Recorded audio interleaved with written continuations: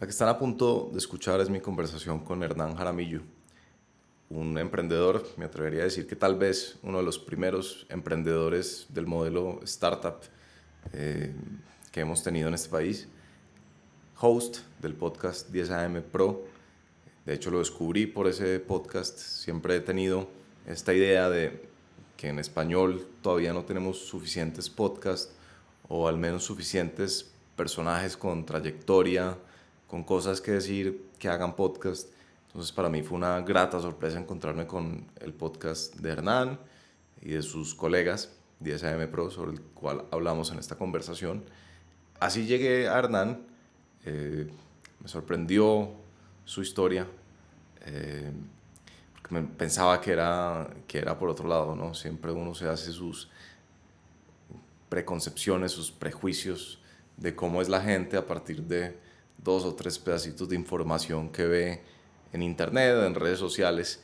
Y pues yo pensaba que Hernán era el típico startupero de Silicon Valley, que cree que el mundo debería ser mucho más óptimo y entonces hay que inventar tecnología. Entonces me lo imaginaba como uno de estos tipos tecnológicos, así como de avanzada. Creo que lo es, pero también es un vendedor. Van a darse cuenta en esta conversación, un vendedor de esos. Yo me lo imagino con un maletín tocando puertas, hablando así como habla a toda, convenciendo a gente por allá en el año 2002 de invertir en publicidad en una página web para que calculen las locuras. Y entonces me sorprendió mucho eso de esta conversación, o esta suerte de vendedor nato, pero que él dice que él es tímido, una tensión algo curiosa. Y pues toda la historia que me contó es maravillosa. Por supuesto a mí me cautivó mucho el hecho de que por primera vez se empleara a los 40 años. Perdón por el spoiler. Pero bueno, para no alargarme más, para no dar más spoilers, bienvenidos a Temporal. Para apoyar a Temporal, vayan a los links que están en la descripción de este episodio. Espero que disfruten mucho esta conversación, la número 102, con el emprendedor, host de 10 AM Pro, Hernán Jaramillo. Contame cómo llegaste vos a Estados Unidos. ¿Cómo es esa historia? Estados Unidos. Pues hombre, ¿Estudiaste acá en Medellín? sí, yo estudié aquí en la Escuela de Ingeniería. Arranqué La carrera la hiciste acá en Sí, Medellín. yo hice todo acá. Sí, yo me gradué de colegio aquí. Arranqué en Ingeniería Civil. Y luego me pasé para Ingeniería Industrial. Te voy a contar una historia para llegar a Estados Unidos, pues, porque si no, no tiene sentido. Sí. Entonces, estando en la universidad, yo creo que empecé en la universidad como en el 95, 96, ya ni me acuerdo. Pero estando en la universidad el 98, 99, o sea, ya creo que me faltaba como un año para graduarme o 2 años, entonces tenía que hacer el trabajo de práctica. Sí. Y el trabajo de práctica, yo siempre he sido como medio atravesado. Yo no, práctica en una empresa en esa época eran pues Conavi y todas esas cosas. Y yo, no, qué bordio, pues qué cosa tan horrible.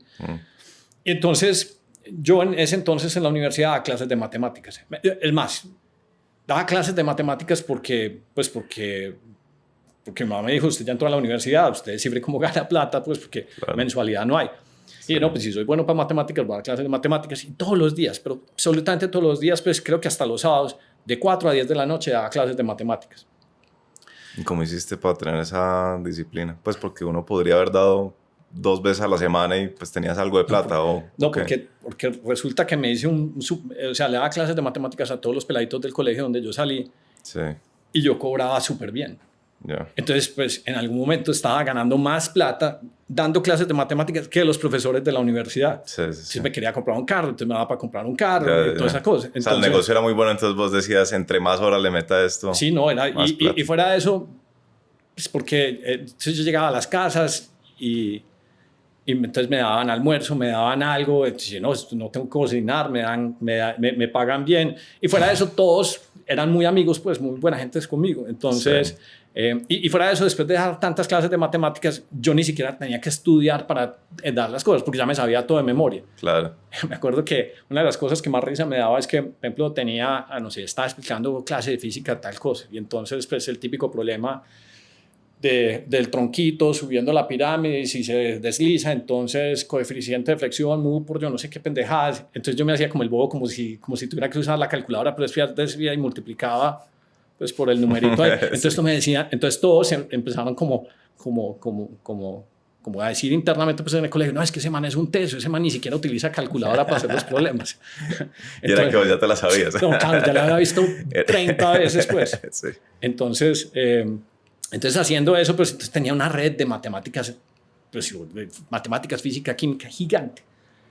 Y entonces un día fue Darío Montoya, el que fue hace mucho tiempo el director del SENA, en ese tiempo era el director de la incubadora de empresas aquí en Medellín. Okay.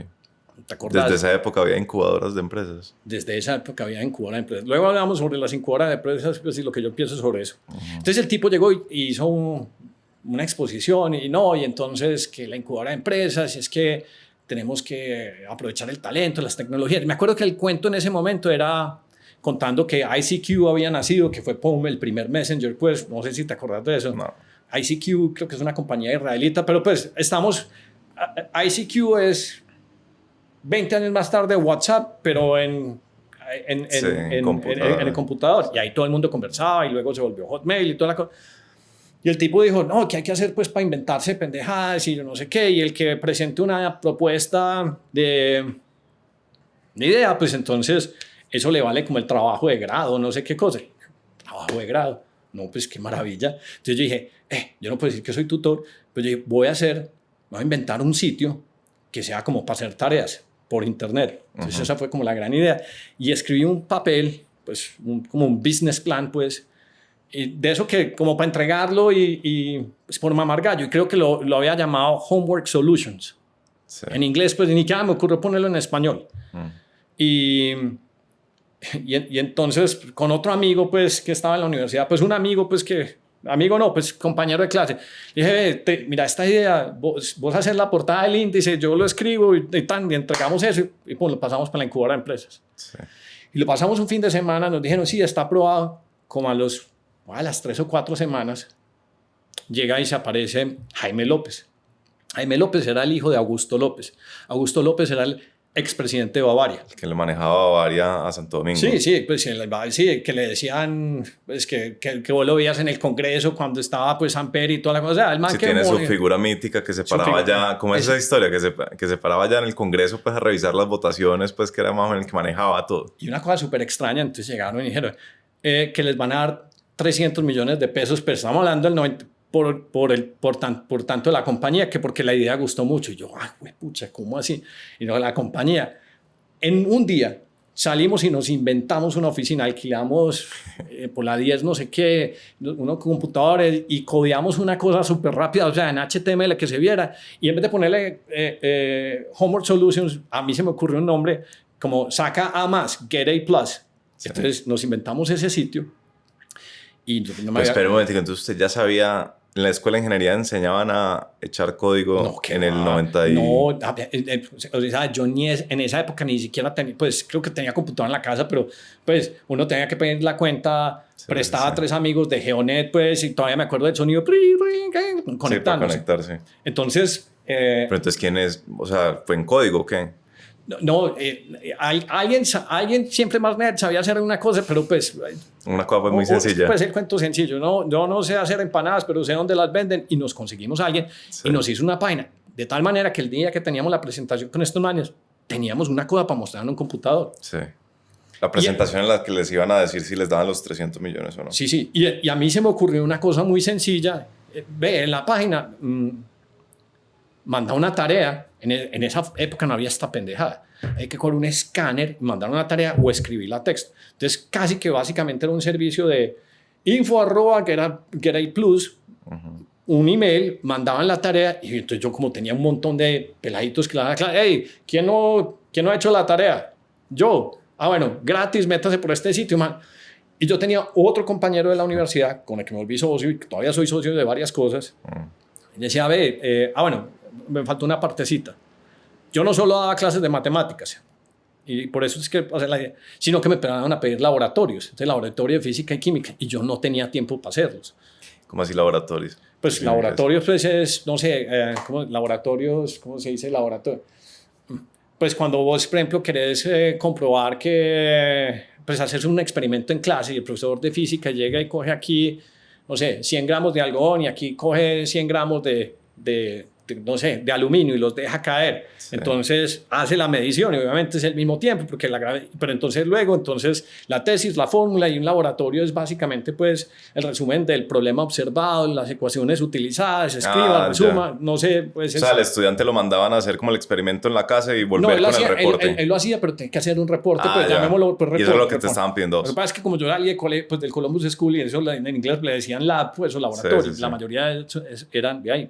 Entonces, yo no tenía tiempo pues de hacerlos, pero entonces me decía, no, te pagamos 25, 30 mil pesos, o sea, 4 veces más que la clase de matemáticas, porque en esa época cobraba como 5 mil pesos. Sí. Tenía un amigo muy bueno en matemáticas, que se llama Roberto Cuartas, decía, ya tengo 5 laboratorios para hacer, le pago 5 mil pesos. Entonces el man sí arbitraje. Decía, arbitraje, yo me ganaba como 25 mil. Entonces, pues, de ahí salió la idea que empecé a conectar pues, los puntos. Sí. Y dije, no, pues voy pues a montar un sitio pues para hacer tareas. Entonces lo hicimos, estos manes les gustó la idea, logramos montar una cosa súper sencilla y sí estaba... ¿Y les invirtieron? Sí, claro. Los 300 millones. Los 300. En el año 99. En el año, sí, 99. Pues, probablemente 99, la primera inversión de capital en un emprendedor en Colombia. No, 300. Nosotros, yo creo que nosotros salimos, o sea, yo he salido que ahí viene otra historia que tengo. Yo he salido en portadas de dinero y sí. Pues hace mucho tiempo, pues, y en semana varios artículos, porque éramos como la primera verdadera startup, pues, claro. que invirtieron. Y estos manes, después de hacer esa inversión, crearon un fondo que se llamaba Mercurius Venture, que fue el primero. Hicieron múltiples inversiones, pues. Sí. Pero nosotros éramos como el primero y me acuerdo que luego tuvimos que ir a Miami, porque Augusto pues ya se había retirado, creo que se había salido hace 2 o 3 años, entonces estaba retirado viviendo en Miami. Me acuerdo con mi otro socio, Felipe López de Mesa, presentándole pues él vivía ahí en Coconut Grove, hey, mira, este es el mundo, el internet, no sé qué cosas. Acordate que en esa época el internet era muy básico, eran GeoCities y unas páginas pues que eran como unos que uno se metía directamente a la página, uno ponía de cartoonnetwork.com porque no había Google. Y que eran pues como unos, no son blogs, sino como estos, se me olvida el nombre pues, pero donde la gente comenta y postea diferentes tipos de artículos. Sí.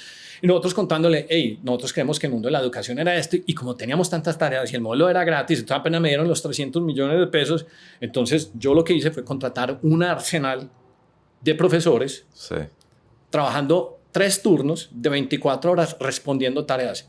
Nosotros en ese entonces, y hay un tipo que le tengo mucho aprecio que se llama Íñigo Koch, que pues fue el que nos codió el sitio, pero ya habíamos creado pues un sistema FIFO, First In, First Out, ya no era, pues se escaneaba la tarea, pero teníamos un sistema de colas. Y entonces, si la tarea llevaba más de 6 horas en espera, entonces se ponía roja, y si menos de 3 se ponía amarilla. Y entonces tenía unos manes tesísimos, casi todos de la Universidad Nacional o la de Antioquia, ingenieros químicos, ingenieros, los que estudian mecánicos, civiles, todos. Contestando tareas. Pero, Eni, perdón. Hay 1.200 o 1.500 al día. Hijo de pucha. Perdón, te interrumpo, es para entender bien el tema. Entonces, vos tenés una página, se mete un estudiante universitario o de colegio y dice, me pusieron a hacer esta cosa.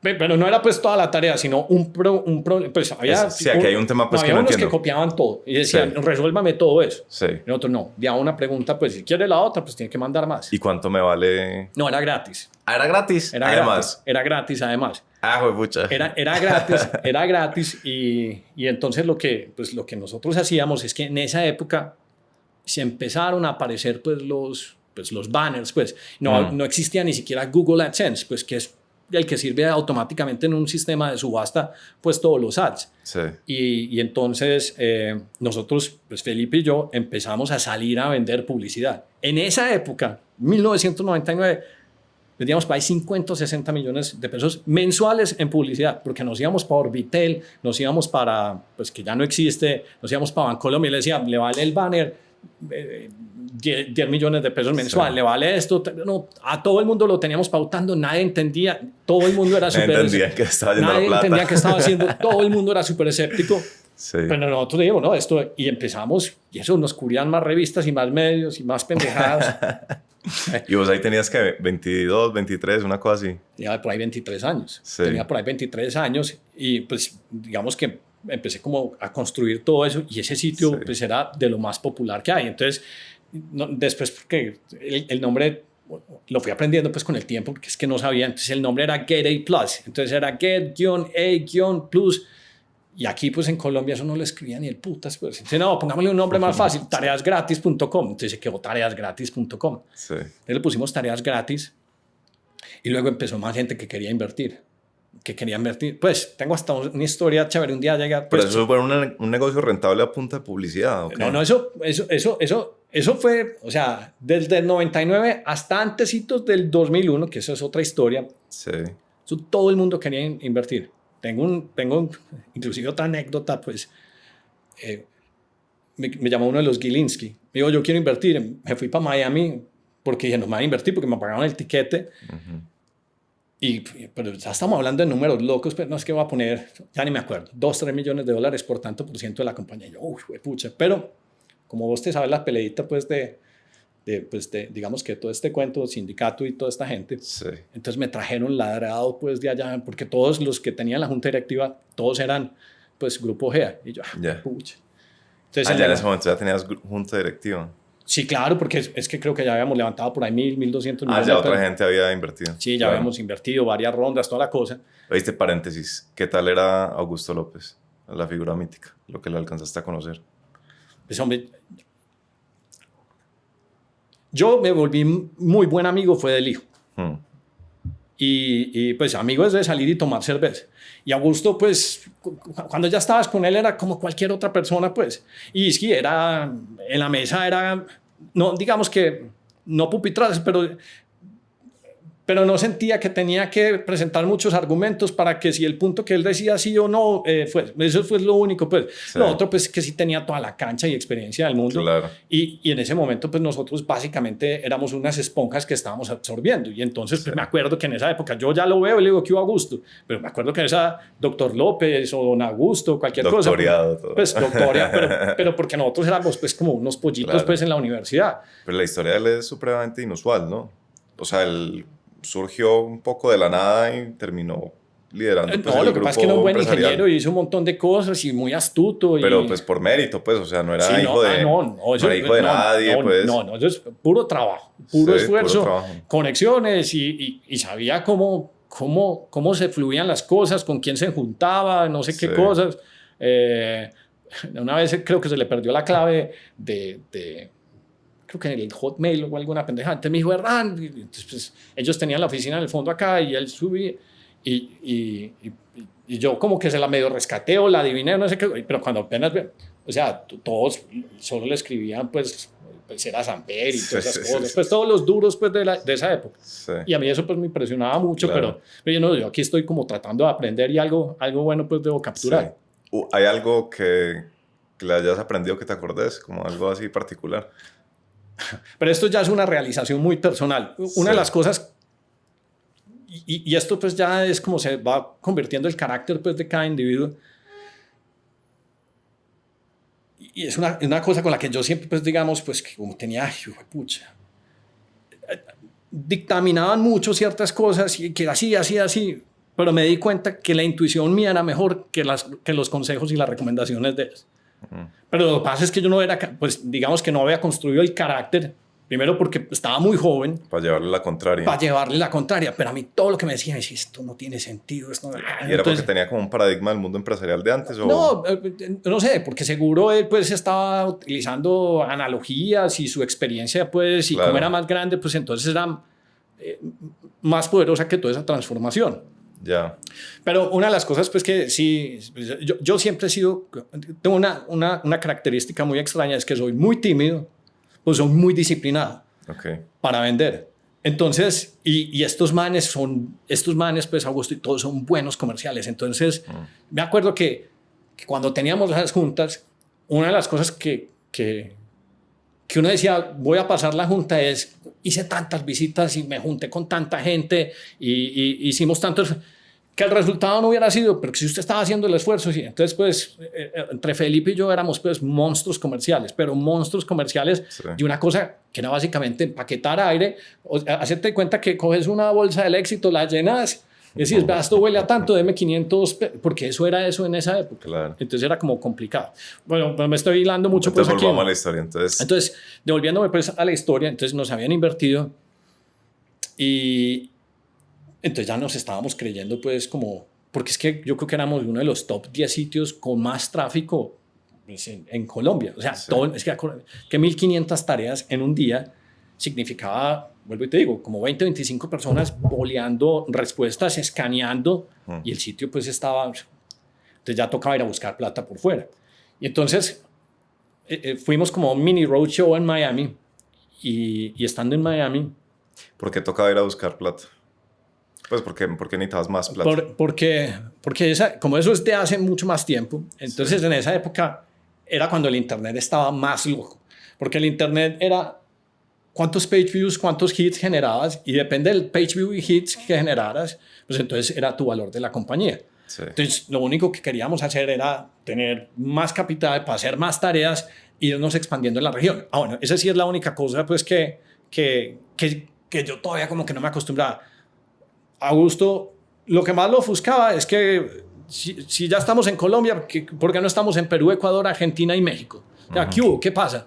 Entonces, yo que siempre he sido medido en mis finanzas personales, y no, pues que tenemos 300, se nos va a caer. No, gaste más. Entonces era muy extraño, contraintuitivo, gastar más billete para acelerar como la expansión, y la expansión era estrictamente views, porque me acuerdo que Jaime se compró un librito verde que decía How to Value Internet Companies.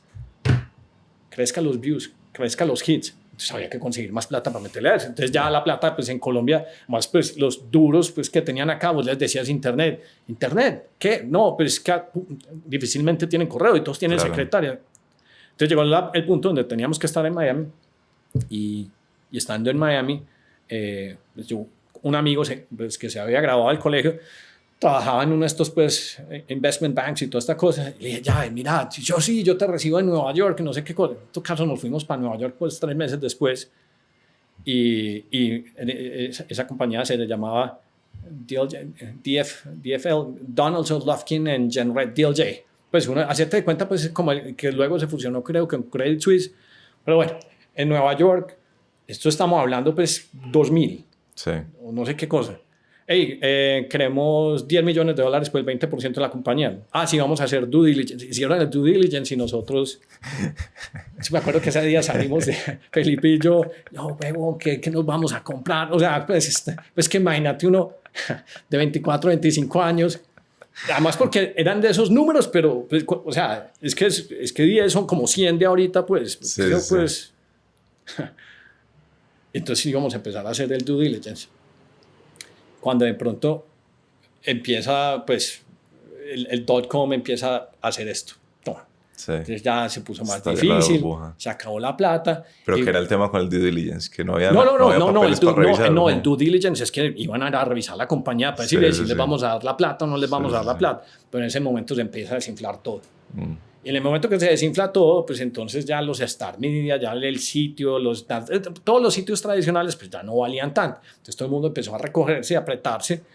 Y dijo, no, de pronto no vale la pena. Y cuando dijeron eso, nosotros seguíamos insistiendo. Que pues, a ver, no importa, nosotros somos buenos, estamos creciendo, y nosotros seguíamos con ese acelerador hacia fondo, pues gastándonos pues lo que hubiéramos levantado, pues, que fueron por ahí 1.200, 1.500 millones de pesos. Y luego pues pasó 9/11. Y ya cuando pasó 9/11, me acuerdo, antes de que pasara 9/11, como 2 o 3 semanas antes, yo había estado donde un tipo que se llama Andrew Malik. Andrew Malik fue el tipo que hizo el IPO de Intel.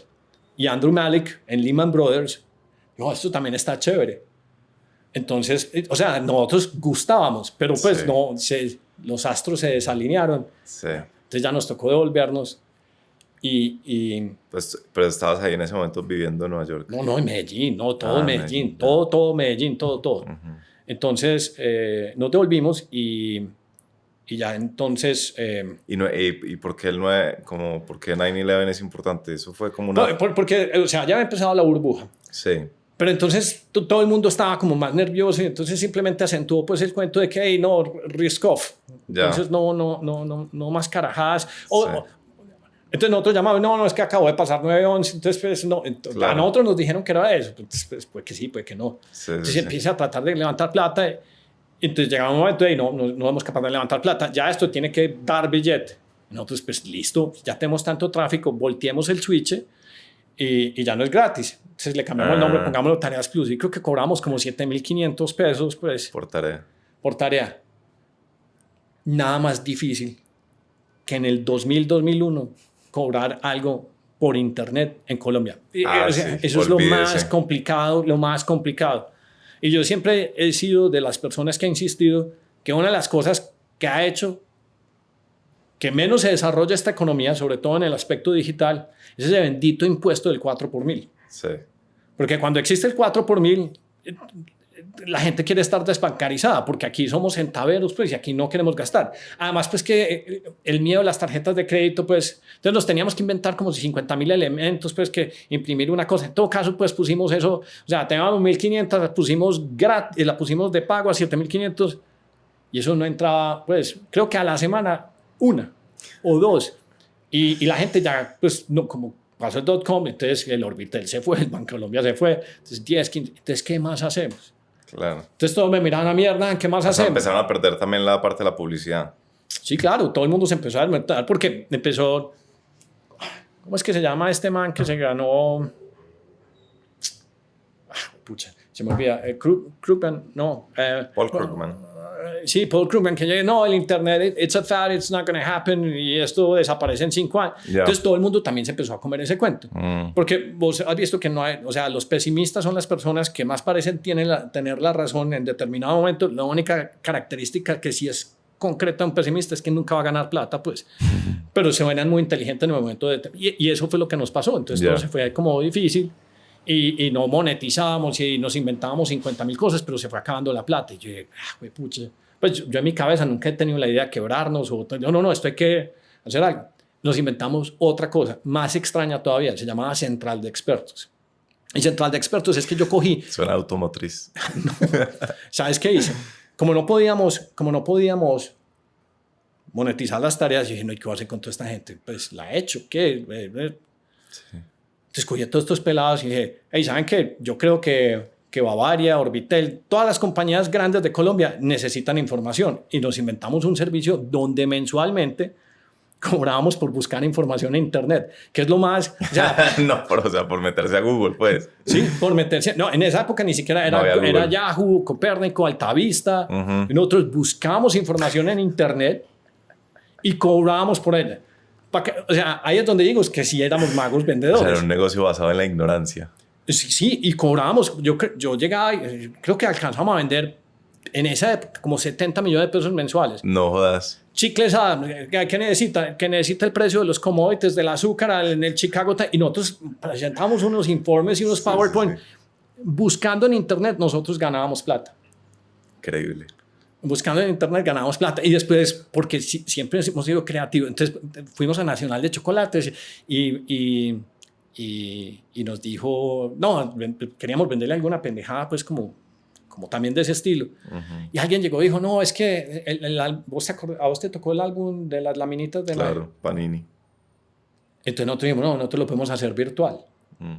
Y nosotros, me acuerdo en esa época, hicimos el álbum virtual de Nacional de Chocolates y nos inventamos que detrás de la laminita saliera como un código alfanumérico y vos te metías a la página que la hicimos nosotros. Sí. Y te salía la laminita virtual, o sea, todo un desarrollo, o sea, teníamos un montón de gente muy curiosa haciendo pendejadas. ¿Y les compraron eso? Sí, nos dio 400 millones de pesos por hacer eso. ¿Por ese álbum? Sí, claro, y cobramos mensualidad además, porque cobramos el hosting y lo que hubiera que hacer ahí. Lo que pasa es que a mí en una pataleta mía terminé peleando con ellos, porque digamos que soy bueno para vender, pero yo pierdo la paciencia rápido. Y yo llegué y les dije, no me acuerdo cuál era el del momento, y dije, si ustedes me van a seguir apretando, yo le vendo esta pendejada colombiana. Y al otro día llegaron y cancelaron el contrato, entonces al otro día cancelaron el contrato, pues, y bueno, y eso pues pasó. Entonces después de un tiempo... Sí. Pero pues, Dani, vos eras como un emprendedor como muy de muy comercial, o sea, más que de producto, o cómo dirías vos. No sé. Lo que pasa es que si me toca vender si me toca vender, salgo a vender y combato mis miedos de timidez y lo hago, pues. Pero yo era normalmente que se inventaba pues el producto. Lo que pasa es que yo no sé tirar código, pues. Ya. A esta altura todavía no sé tirar. ¿A esta altura no sabes? A esta altura no sé tirar código. Ah, yo tampoco. Y he hecho un montón de páginas que ahorita te cuento, pues, porque lleguemos a la historia de Miami. Sí. Y entonces llegó un punto donde vendíamos como 50, 70. O sea, si vos te decís que eso es un negocio de par pelados que se lo inventamos, decís, es una putería de negocio. Pero el problema es que no habían invertido 1.000, 1.200, 1.500. Y entonces cuando es venture, el venture dice la plata, tal cosa. Y nosotros teníamos una cosa que siempre me sacaba de quicio a mí. Y teníamos una cosa que se llamaba el management fee del Mercurio. Y era como, nosotros ganábamos como 70. Vendíamos 70. Y la administradora nos cobraba como 15 millones de pesos. ¿Administradora de qué? Pues Mercurius Venture pues nos cobraba como 15 millones de pesos. Y yo era iracundo con esa marica. Yo no hacía sino pelear. Y yo, esto me paga una infamia, no sé qué. Y luego, como hice el negocio con la otra persona, que no mencionan, yo tampoco le tenía paciencia. A mí me parecía lo más mediocre. Bueno, esa era la central de expertos. A mí se me ocurrió después que yo tenía que hacer páginas web. Y cuando tenía que hacer páginas web, dije, no quiero ningún cliente en Colombia. Y empecé a preguntarle a un amigo romano en Miami, hey, ¿me recibís? Pero esto es pues B-Factory, que quiero vender paginitas web. Y no sé por qué carajos me cayó un lead, porque la tercera división se llamaba Inventia.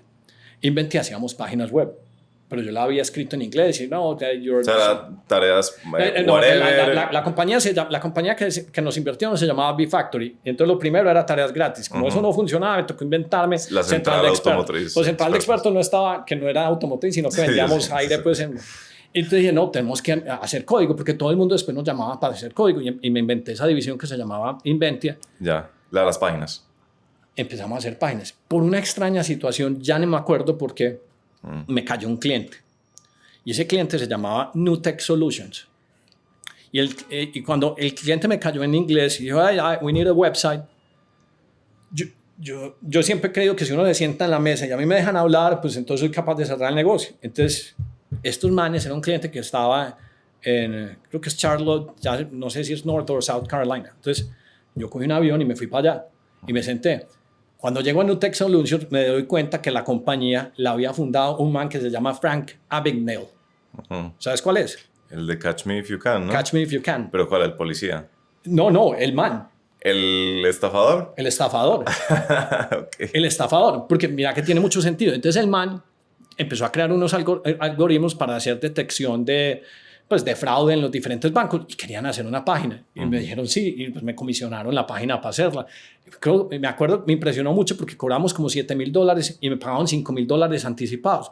Y dije, no, qué putería, esto es una berraquera, cliente pagando anticipado y aquí uno, pues, vos sabes que es pedalear que le paguen. Te dicen, sí, 4:45, viernes a la tarde, si el sol no está alto, en la ventanilla más escasa y ahí te pagan. Y yo dije, no, esto es una putería. Y entonces ahí me empecé a convencer que yo prefiero el 1% del mercado del sur de la Florida que el 90% de cualquier mercado, especialmente el colombiano, donde había que...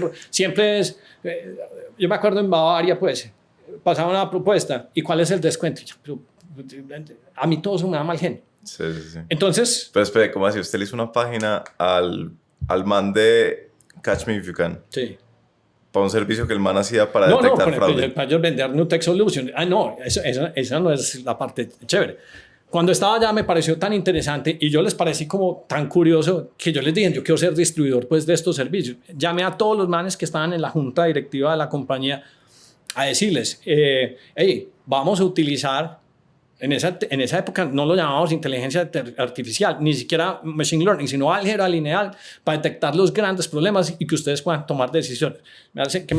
Por eso es que para mí es tan fácil invertir en un Palantir hoy en día. Sí. Entonces, empezamos a hacer todo eso y yo me acuerdo estando allá y yo, listo, yo conozco el presidente de Cementos Cementos El Caire, era el suegro mío en esa época, y yo conozco el otro, el de su renting, que estaba en la junta. Yo, hey, esto les puede mejorar, y conocí a otro man que era el vicepresidente de Soya, y todo lo que ellos hacían desde, digamos que utilizar matemáticas para tomar mejores decisiones, pues tenía todo el sentido del mundo. Y yo, uy, de pronto me voy a meter por este mundo. Pero ya me devolví y eso era lo que había hecho. Ya había pasado como 4 o 5 años. Me trataron, me decían, no, es que Hernán, tal cosa. Entonces me ponían como gerentes y a los 15 días, pues, uno empezaba como a articularlo y se caía. Y siempre era yo, pues, jodiendo y empujando, muy disciplinado. Sí. Dije, yo me cuánto llamas esta pendejada, porque yo arranqué con el 100 y ya iba como en el 10, el 5%. Entonces, básicamente era un empleado y dije, no, madre. Y eso creo que era como en el 2005. Y esto seguía siendo la misma compañía en la que originalmente invirtió Augusto López en el 90. Y yo, no, ya saben que yo renuncio. Y aquí están todas las acciones, me voy a hacer algo. Entonces empecé a buscar. ¿Que renunciaste a las acciones? O sea, no, renuncié todo. Yo no voy a seguir camellando porque yo soy el que genero, el que me invento. Mira, 3 ideas en una sola cosa, pues, en un periodo de tiempo y pues nada, crecía. Y todo era para llenar a otra gente. Y yo no tenía como paciencia. Entonces dije, no, pues qué idea me pongo a hacer. Entonces me puse a hacer, no, me gustó la de hacer páginas porque me había impresionado mucho que me pagaran $5,000, $7,000.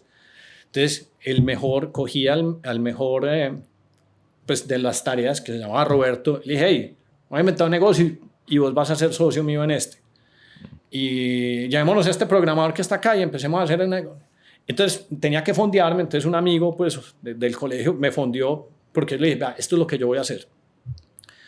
Yo necesito plata para irme cada 3 semanas para Miami a buscar clientes. Porque mi tesis era muy sencilla. Llego a la casa del amigo mío que se llama Romano, me quedo allá una semana, alquilo un carro y voy a visitar este cliente. Y no vas a creer que era directorio, sino que simplemente cuántas personas conozco en Miami y empezaba a hacer una arañita y cada vez que cerraba uno le preguntaba al otro. Entonces empecé a vender páginas web. Muchas. Y eso lo hice por 2 o 3 años seguidos. Al tercer año ya vendíamos $1 millón haciendo páginas web, todas codeadas aquí en Medellín. Pues te cuento que uno de los primeros, entonces fue el 2005 y en el 2008 dije, no, pues es que esta pendejada mía de estar viajando, pues no me rinde. Sí.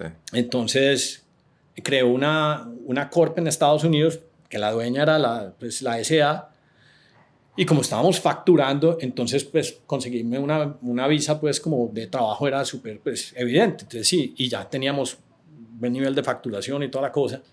Y me fui en el 2008 a vivir a Miami. Entonces ya eso fue definitivo, ya dijiste. No, lo que hice, pero en la misma compañía, entonces lo que hice era que venía a Colombia al revés. Entonces cada 3 semanas venía una semana a Colombia a revisar el equipo y mi socio pues que era el que tenía por ahí 30, 35 personas. Sí. Y hacíamos páginas web. O sea, en Miami, por ejemplo, constructor de yates más grande de la Florida, la Sarah Yachts. Entonces yo estaba ya haciendo una paginita web, HTML, no sé, cualquier carajada. ¿Y cómo hacían? Como que iban allá, tomaban la foto de los yates, el man les mandaba las fotos. No, nos mandaban las fotos en esa época. Yo ni me acuerdo cuáles eran bueno, no sé, en un drive especial. O sea, ahí la magia no era el diseño, sino hacer la página. No, que hacíamos la página, difícil. no el diseño. Y aquí hay diseñadores bacanos y hacíamos diseño y toda la cosa. Y empezamos a hacer páginas. Entonces yo me mantenía en la 95, pues manejando para arriba, para abajo. Y un cliente, entonces empezamos a hacer, y en esa época vos sabes pues que el 2005, pues cuando empecé ese otro negocio, pues el auge de la construcción en Estados Unidos estaba una locura. Okay. Y yo no sé por qué carajos me di cuenta que me estoy yendo muy largo, usted me para. No, hágale relajado. Entonces me di cuenta que pues no solo hacer páginas web, sino que había una cosa que se llamaban 3D renderings. Entonces rendering es que... ¿Era qué? Vos vas a vender uno de estos edificios altos pues en la Florida, pues de estos de 50, 70 pisos para venderlos, porque los compradores casi siempre son internacionales, entonces vos les tenés que mostrar cómo son por dentro. Entonces hay un software que se llama 3D Max, hasta eso me tocó un día sentarme a aprender, pero una imagencita vos la vendías en $1,500, $2,500. Yo, no, este es el negocio. Claro. Y entonces aquí buscando unos manes que hicieran eso, pero yo empecé a vender de esa pendejada. ¿Y vos le vendías eso a las constructoras para que ya la mostraran? Yo la vendía a las constructoras para que montaran en su sitio web. Y de dar vueltas y vueltas. Esto era como una de estas cosas interactivas que uno como que le da la vuelta dentro de la página. No, eso era completamente estático, pero es simular este salón en una imagen, no pintado pues a mano en acuarela, sino una imagen pues digital que se fuera fotorrealística. Entonces aquí es donde a mí me tocó aprender de V-Ray, cómo se hace la simulación. Por eso, por ejemplo, ahora terminé comprando un token que se llama Render Token, pues porque entiendo todas esas pendejadas desde antes. Pero era vista 360 que uno lo mueve con el mouse. No, nada, eso es muy avanzado. Esto era imagen estática. Y valía $1,500. Y valía 1.500 o un tour virtual. Entonces a mí se me ocurrió, yo, ¿cómo hago? Porque la primera vez que vendí, yo, ¿cómo hago para crecer más? Y eventualmente llegué donde pues uno de los top 5, un man que se llama Dan Kotzik, que es el que hace todos los Paramount Bay, y empecé con render, o sea, con la puerta así, de eso que no le paran bolas, y uno metiendo el piecito, no me eches tal cosa, y empezamos. Ese solo cliente, bueno, eso fue por otra historia después, ese solo cliente le vendíamos por ahí $500,000 pues en pendejadas, pues ya te voy a contar cuál es la pendejada que hacíamos. Entonces ya estaba en Miami, hacía eso, y mucho render y toda la cosa, y algún día se me ocurrió hacer un folletico con no sé qué cosa con renders y los mandamos así, pues como había tocado aprender cómo se manda pues como un postcard, o sea, como ya vivía en Miami me impresionaba mucho que yo sabía hacer casillero y eso estaba lleno de promociones y carajadas. Yo, pero ¿por qué? ¿Cómo hacen pues tanta promoción, tanta estupidez? Entonces aprendí cómo funcionaba el sistema, hicimos unos brochures y en Estados Unidos eso sí es lo bacano, vos haces una cosa y te empieza a funcionar. Y me acuerdo que me llama una gente en San Luis, en Missouri. O sea, empezaste a mandar folletos a todo el país. Y me llamó una firma de arquitectos que se llama HOK. Y entonces, ¿qué hice yo nuevamente? Y dije, no, pues yo con un avión y voy. Y me senté allá y, y me dijeron, es que estamos terminando el Mercy Hospital de Nezaco y necesitamos un tour virtual. Yo, tour virtual, hey, Roberto, si tenemos gente para hacer tours virtuales, no nada, pero hágale. Ahí se cobraba por minuto y un minuto de esa pendejada valía $20,000 y me contrataban como 5.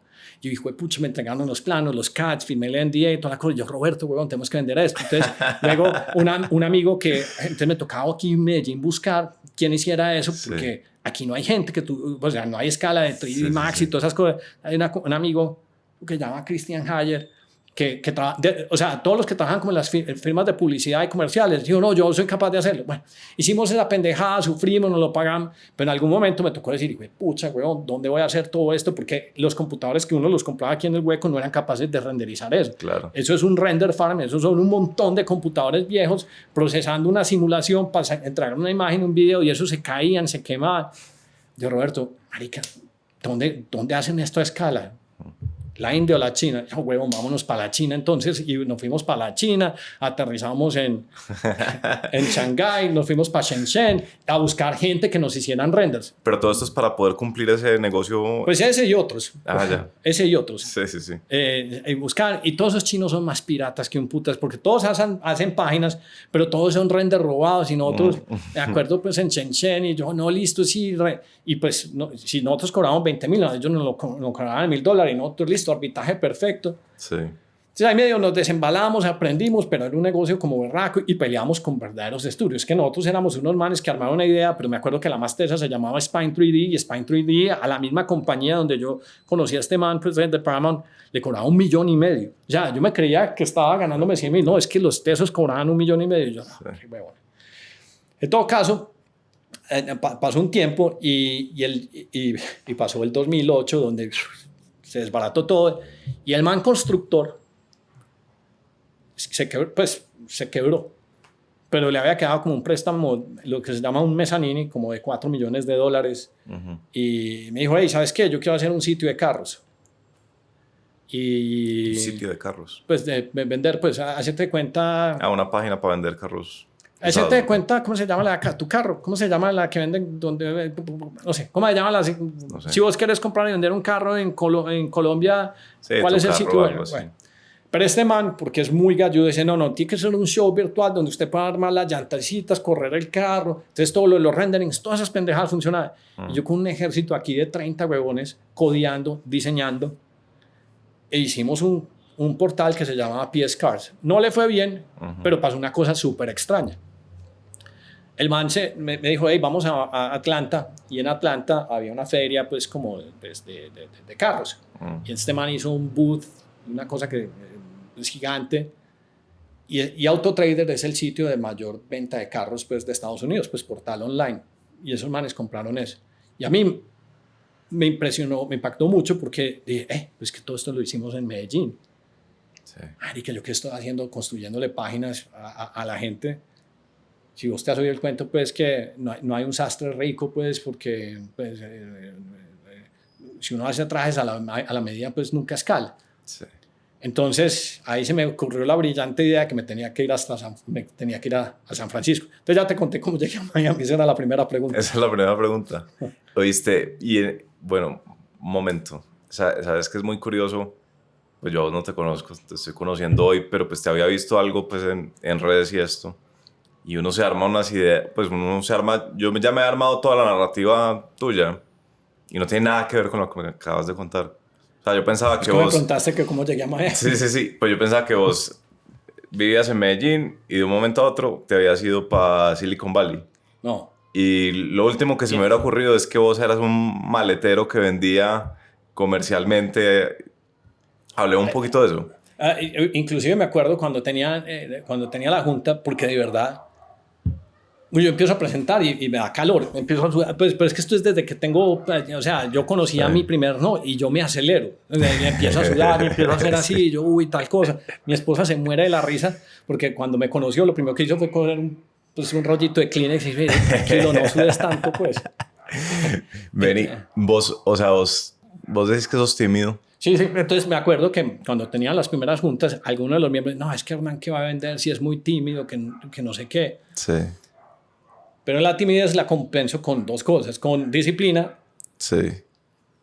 Y te voy a decir que soy bastante corajudo, pues, o sea, si me da miedo, así suda, así voy y lo hago. Sí. Entonces, pero sentís la sensación de miedo y de... es que no es tanto como, o sea, es que no es miedo, me da pena, pero sí. No quiere decir que me da miedo, me da como pena, pero de todas maneras voy y lo hago. Sí. ¿Entendés? O sea, no voy a dejar de vender porque me dio pena, pues no voy a dejar de conocer pues a esta amiga o mi futura esposa porque me dio pena. No, si me da pena, pues como que me pongo una cámara de anestesia ahí, pues una máscara de anestesia y digo, no, pues que pase lo que pase, pues. Pues tenés tolerancia al rechazo, pues me imagino. No, me importa un culo, o sea... incluso en esa época. No, pero pues, o sea...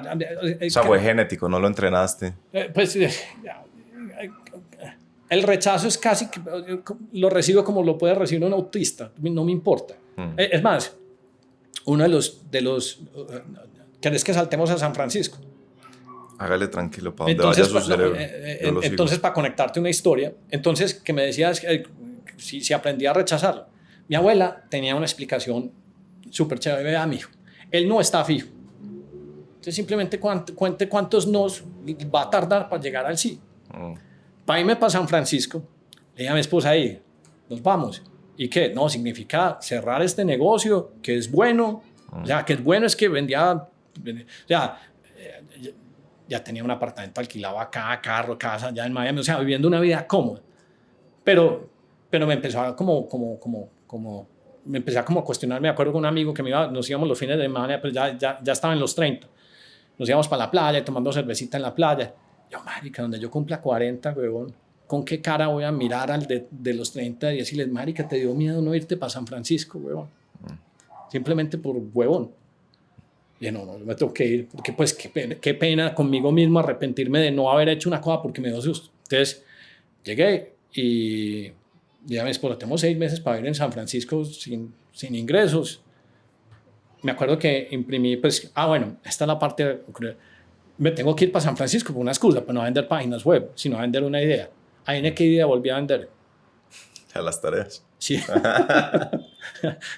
Vendí la de las tareas y vamos a hacer tareas plus, solo que esta vez haciendo una observación pues como de cómo se había ajustado el mercado. Yo no puedo hacer tareas porque esa pendejada no escala. Entonces si no escala y no las puedo vender, eso es un camello. Pero ya había empezado a ver YouTube. Entonces le dije a mi socio, le llama Roberto, marica, empecemos a hacer videos, ecuaciones diferenciales. Y como yo empecé a entender cómo rankear y posicionar, le dije, vea, no copies el álgebra de Baldor o el libro de cálculo de Leitol, no te copies lección 1, sino que yo te voy a decir cuáles son las palabras o las ecuaciones o las cosas que más se buscan. Y vos haces un video para eso. Ya. Entonces este man empezó a hacer, pues Roberto es una máquina. Roberto, o sea, ecuaciones diferenciales, además no le tiene que leer un libro, sino que empieza a hacer la ecuación diferencial. Sí. Entonces, al principio hacían los videos. Entonces, el computador, una sábana encima y un micrófono así y empezaba a hacer el video, a editar, pero en pantalla. Sí. O sea, no salía él, sino en la pantalla, escribiendo como con una tablet, yo creo que era una Wacom. Bueno, habíamos hecho como 500, 800 videos. Y el sitio en YouTube ya tenía 1 millón de views. Sí. Se llamaba Tareas Plus. Yo, marica, con esta idea yo me voy para San Francisco y yo levanto plata. Entonces, entonces me fui para, es que llaman estos, un Kinko's. Imprimí un taco de tarjetas así. Y dije, que lo que diera este tamaño, me puse Tareas Plus y yo ni siquiera estaba incorporado. Yo, marica, me voy a ir. Cuando me acaben las tarjetas o se me acabe la plata, me devuelvo. Y hice la cuenta y yo, van a decir 50 VCs, me van a decir que no. Entre otras cosas, una de las, pues no solo pues si me da pena o si me da miedo, pero otra de las cosas que más me motivaba es que el ex socio que tenía en el otro negocio se tiró una que me motivó mucho. Me dijo, es que vos no has salido ni de MIT, ni de Stanford, ni de Harvard, vos no debes conocer a nadie. Y yo, sí, espere papá. O sea, a eso me motivó pues hasta... Claro. Entonces me fui para San Francisco, encontramos un apartamento chévere para vivir y arrancamos. Y yo, puchi, ¿cómo consigo gente pues para levantar plata para esta maricada? Sí. Entonces en esa época había Meetup, Eventbrite, y yo, huevón, me iba para todas las reuniones. Y mi función, es Roberto que haga la página, el canal de YouTube, mi función es salir y contactar gente y entregar esta tarjeta. Y eso sí es una cosa muy singular de allá, donde son un montón de nerds. Yo ya soy viejo, porque ya tengo para ahí 35, 36 en esa época. Y empezó a juntarme pues, con diferentes personas. Y dice, este es el pitch, y aprendes a ajustar y a simplificar la idea. Oh, how so cool, tal cosa. Y empecé a conseguir reuniones. Y con inversionistas. Con pues, los famosos VC de Sand Hill Road, o sea, los mismos que fondearon a Elon, a Google, todos. Y conseguía y me sentaba y unos me dijeron, sí, le vamos a dar de pronto tanta plata, pero yo necesitaba algo como más rápido porque se me estaba acabando la plata. ¿Esto es qué, 2009, 2010? No, 2012. 2012. Y entonces, otra estrategia que tenía es que tenía 3 oficinas, pues 3 escritorios, pero en diferentes coworking. Porque yo una de las cosas que después de mucho, me dije, no, pues si yo saco a alguien y lo invito a almorzar, entonces es muy fácil, no por la barriga le llega muy fácil a la gente, y entonces ahí sí se pone un poquito pues el espíritu latino, se vamos a almorzar, a tomar una cerveza.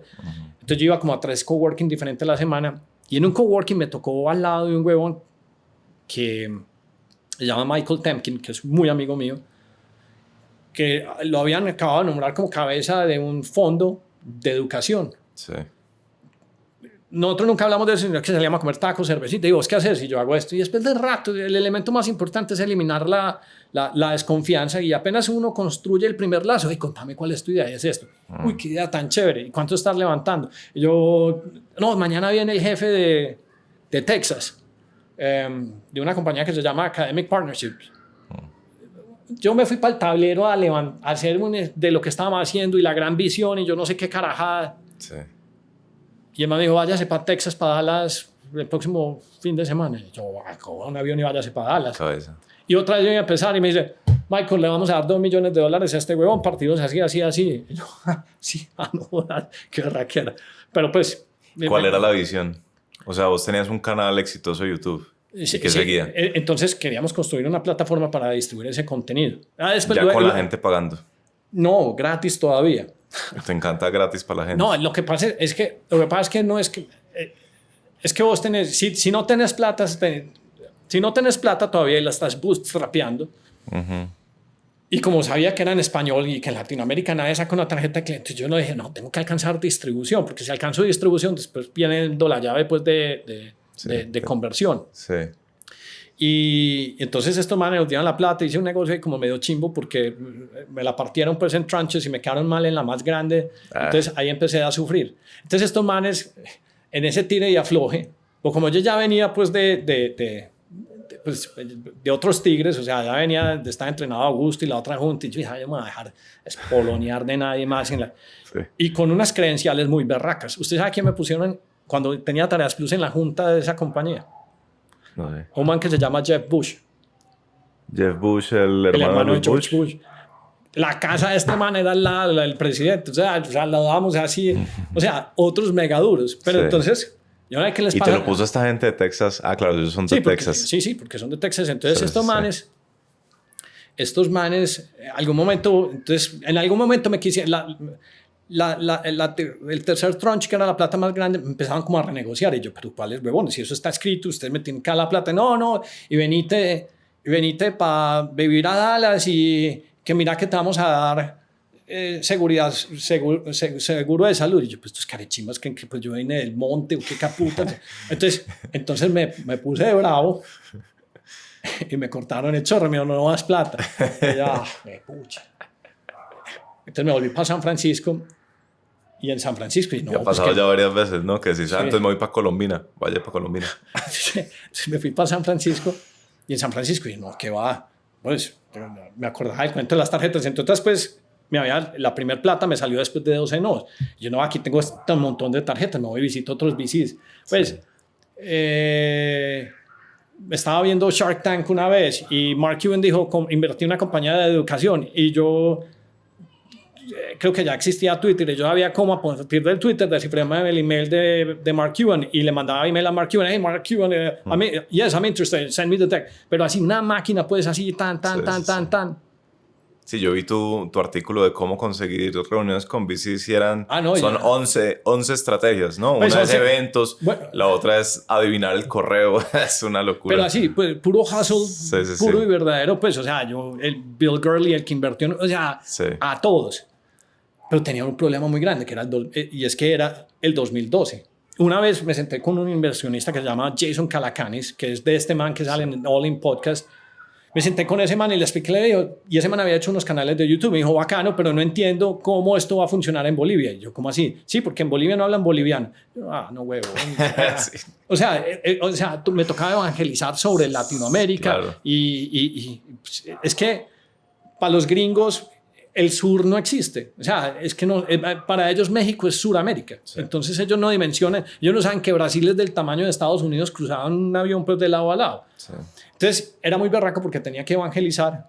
Pues yo seguía intentando y tenía todavía el equipo de desarrollo acá y tenía para 25 huevones. Y yo dije, no, pues entonces lo que tuviera, tenía carro, casa, empecé a vender todo para sostener eso. Y yo, ay, juepucha, y había pasado un año. Y vivir en San Francisco, pues un año y medio, sosteniendo equipo y viviendo. Y yo, marica, en un momento dije, ay, juepucha, me reventé, se me acabó la plata, huevón, ¿qué voy a hacer? Y entonces llamé al amigo, que era el que me había invertido, porque también había entrado como en mala situación con esto. Y este amigo, pues, es un físico puro de Harvard, pues nos volvimos súper llaves. Este man es ex Yahoo, ex Apple, ex Amazon. Sí. Y tenía otro amigo, me dice, hey, vos sos muy bueno en SEO, ¿por qué no le ayudas a una compañía que se llama Reputation y te volvés como el jefe, pues, Y dije, pues sí, yo, marica, siempre he dicho que no quería trabajar, pues cuando toca. Y yo me acordaba del amigo que me decía, es que usted no conoce MIT, Stanford, Harvard. Yo, no, ni por el putas, weón, o sea, no puedo verme como perro con la cola entre las patas. Sí. Entonces, es que, huevo, nada. Llegué, dije, no, yo tomo ese trabajo. O sea, te empleaste por primera vez en tu vida. Me empleé por primera vez en mi vida. ¿A los cuántos años? Pues más de los 35. No, más de los 40. Más de 40 años empleado por primera vez en la vida. Sí, yo creo que había cumplido 40, 41. ¿Cómo se sintió eso? Pues eso es un bajonazo, pero dije, bueno, estoy en San Francisco, algo aprendo acá y el trabajo era... Que esta es la otra cosa que o sea, yo no sé codear y todos codeaban en esa compañía. Y yo lo único que tenía que era inventarme estrategias. Y entonces unas cosas de unas estrategias que yo dije, uy, esto está shady as fuck. Porque era el mayor donante de los Clinton. Ese man hizo una cagada, entonces salía primero de Google, entonces que nos inventamos pues para bajarlo. El otro man, weón, para que el artículo escandaloso quedara abajo. Sí, todo eso. Entonces eso era básicamente tirarle basura, contratar a un montón de gente distribuida en el mundo que hacía clic para que el otro, o sea, era tratar de mamarle gallo a Google, que es prácticamente lo más difícil que hay. Pues, ¿sabes cuánto cobraban por cliente? Que ahí es donde uno dice de a 100,000 o 200,000 por cliente. Yo decía, joder, pucha. Y en una de esas, salió un cliente que estaba como en problemado. Y ese cliente pues estaba en problemado porque le salió un artículo donde que el CEO no sé qué cosa con la, digamos que de comunicaciones. Pues no sé, una historia así como medio huevo. Sí. Entonces, normalmente las conversaciones todas son por teléfono, porque estos gringos son muy huevones y todo lo quieren por teléfono, pues ya de conversar, tal cosa. Y el día que a mí me llamaron a preguntarme cuál era la estrategia, mi estrategia era, pues, a mí me tocaba inventarme mucha pendejada. Y pero eso me ha ayudado para saber invertir ahorita pues en un montón de cosas. Sí. Entonces me tocaba de verdad entender la máquina de Google y anticipar a Google para saber cómo está. Entonces, entre una combinación de Twitter, blogs, Facebook, o sea, bajar resultados donde alguien está cobrando $100,000 o $200,000 sí. para eliminar ese resultado, como también se puede hacer para que sea de primero. Sí. Entonces, en ese momento hubo una llamada y estaba como el CEO fundador de esa compañía que tenía ese problema y estaba contratando. Creo que le estaba pagando $40,000 o $50,000 a la compañía para mover el resultado. Eso creo que me estabas preguntando por la fecha, ya me acabo de acordar. Eso en el 2015 fue la primera vez que tuve que ser empleado. 2015, 41 años, ya. Entonces, el man llegó y dijo una cosa, es que you gotta understand that I'm worth $1 billion. Y yo, uy, este man es de los que... Y yo, ¿sabe qué? I'll meet you next week and I'll present to you the strategy of what is actually that we're doing with the team. I mean, all right, I'll see you next Tuesday. Sí, traducción simultánea para la gente que no entiende inglés. Sí. Es que lo que usted tiene que entender es que yo valgo $1 billón y usted le dijo, ¿sabe qué? Veámonos la próxima semana y le cuento la estrategia que estamos pensando. Exacto. Me fui... Me acuerdo que volví a sudar, toda la cosa. llego y saco un tablero. A mí sí me ponen un tablero, puedo explicar, porque no, como que me defiendo ahí. Sí, y expliqué la estrategia, tal cosa. Y el man llega, se va como para la esquina y me dice, come here a minute. Uy, ¿qué pasó? Hombre, no le gustó. I need you to work for me. Bueno, necesito que trabajes para mí. Yo, no, es que yo no soy empleado, esto es una cosa temporal. No, necesito que vengas a trabajar. No, es que yo tengo un equipo. Si quiere, tráigase su equipo. Llegó y me hizo una oferta, pues a lo... Sí. O sea, que no podía... Y me acuerdo que me dio mucha dificultad porque pues era un poquito como hacerle el fútbol al amigo que me había recomendado con el otro, porque había durado 3 meses. 3 meses en tu primer trabajo. En 3 meses y ya me habían llevado para el otro. Sí. Pero el man dice, ¿Y qué te iba a poner a hacer? ¿Como Head of Reputation? Personal Reputation. No, me dijo, eso mismo que está haciendo. Pero el man pues súper avispado. Y me dice, yo estoy pagando $40,000 o $50,000. Supongamos que le pague un salario a este man una berraquera. Sí. Pues, o sea, es la mitad de la mitad, pues. Sí.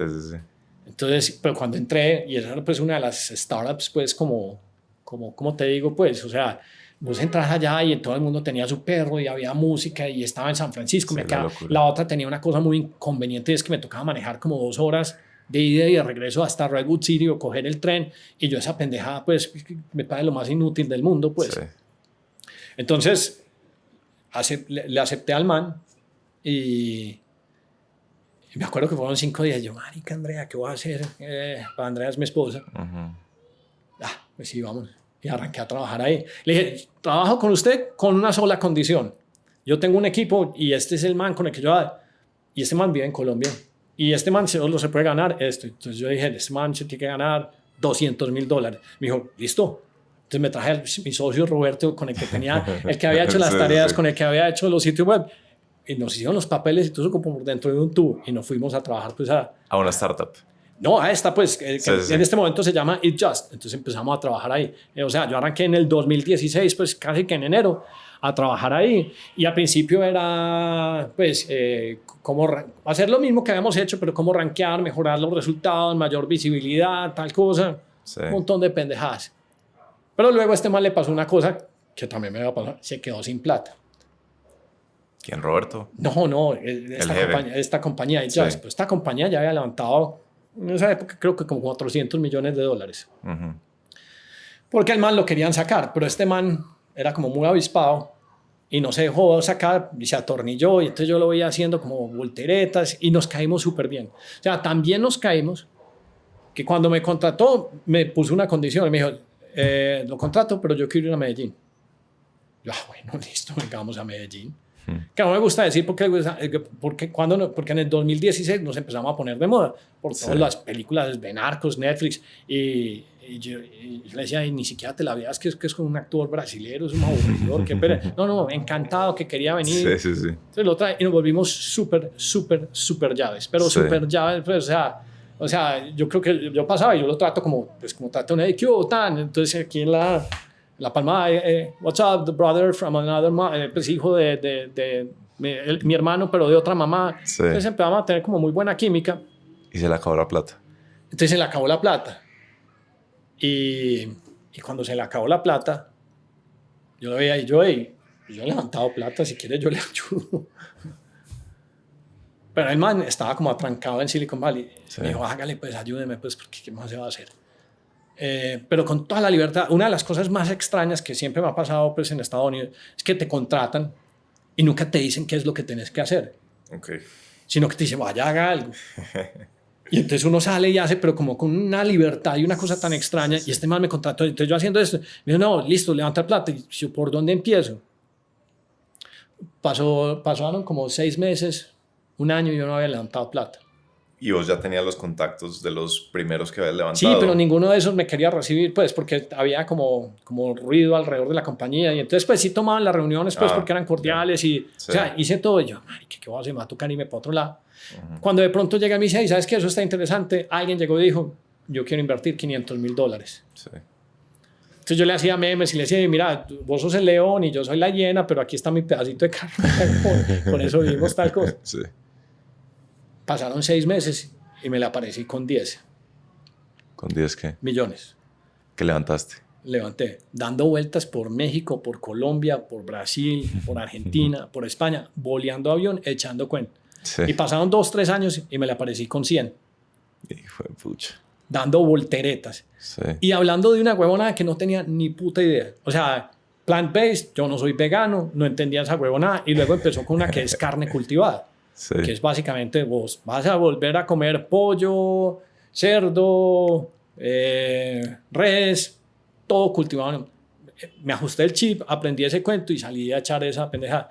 Descubrí que también me gusta. Si la idea es rara, me entretiene mucho. Sí. Y en ese entretenimiento, y digamos que con toda la experiencia de toda la otra cosa, digamos que la gente copiaba. Y entonces le levanté pues esa plata. Ya pues después de que la había levantado, le dije, hey, ¿sabes qué? Bacano el salario, pero pues dame un premio más chévere. Pues dame, claro. Mira que si no, un pedazo de la torta, cuando le levanté 10, le dije, ¿sabes qué?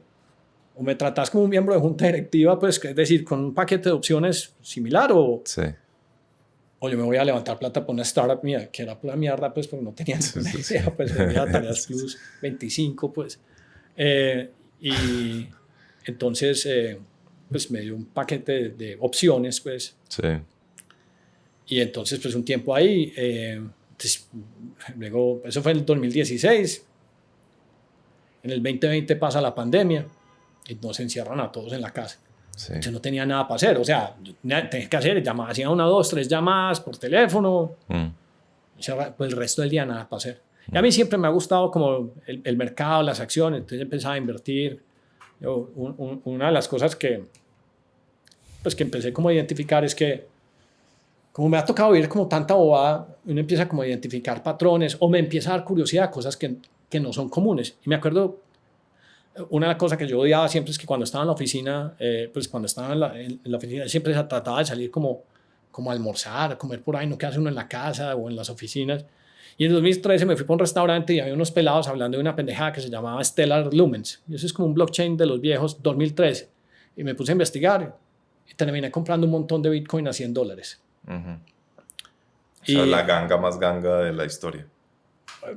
Sí, después me tocó venderlos porque me había quedado, fuera del 2003 y me había quedado sin plata, entonces tenía que pagar el arriendo y todas las pendejadas. Sí. Pero siempre mirando cosas y no sé por qué pendejada terminé, por ejemplo, leyendo mucho sobre Tesla. Entonces cuando estaba haciendo los viajes, estaba en Perú, tal cosa, entonces en el celular, Tesla está como chévere, voy a comprar. Entonces compré también un montón de Tesla, pues antes del... Entonces ahí te volviste como más... inversionista. No, entonces con la pandemia, no, yo compraba, pero con la pandemia pasaba mucho tiempo al frente del computador y yo ni me estaba dando cuenta qué estaba haciendo. Sí. Entonces, un día me pregunta mi esposa, pues la mamá de gallo, pues todo el día ahí, ¿qué estás viendo? Yo, no, pues inversiones. Y ¿cómo así que inversiones? Y yo, pues sí, mira, es que teníamos esto y ya tenemos esto. Y esto era, o sea, en un año había hecho 10x. Ya tenías talento para invertir. Entonces dije, pues pucha. Entonces yo, ¿y qué voy a hacer si me tengo que ir a volver a trabajar? Porque estaba haciendo más que lo que era el salario y toda la cosa. Y entonces seguíamos así. A principios del 2021, un amigo, porque todos seguíamos, pues, o sea, es que no, todos en la casa, me dijo, ¿qué estás haciendo en la casa? Un amigo francés, yo me fui a vivir a Hawái, estoy en Colorado, soltá el apartamento, venite. Y yo, bueno, sí, yo no tengo hijos, pues entonces también es muy fácil. Sí. Si André, vámonos a dar vueltas por el mundo y como estamos contratados, pues nos empiezan a pagar. Y empecé a dar vueltas por el mundo, levanté la última plata para este man y este man me puso en un puesto ahí como de... no sé, como a tomarle... Asesor espiritual. No, como a tomarle notas, huevón, a unos negocios con una gente. Y yo, uy, no, qué pereza este trabajo tan secretarial. Sí. Y yo estaba viendo lo que estaba haciendo el otro día. Y en septiembre del 2021, ¿sabes qué? Chao. Porque siempre toda la vida había querido tomarme un sabático. Entonces, desde el 2021 estoy pues en... Estás en sabático. Estoy en sabático y ya solo le paro bolas como inversiones y cosas. Y eso es pues como el cuento. Por eso los tweets y todas las cosas son como tan... Bueno, para contarte la historia de por qué tengo el podcast, pues... entonces... No, pero espera, le interrumpo.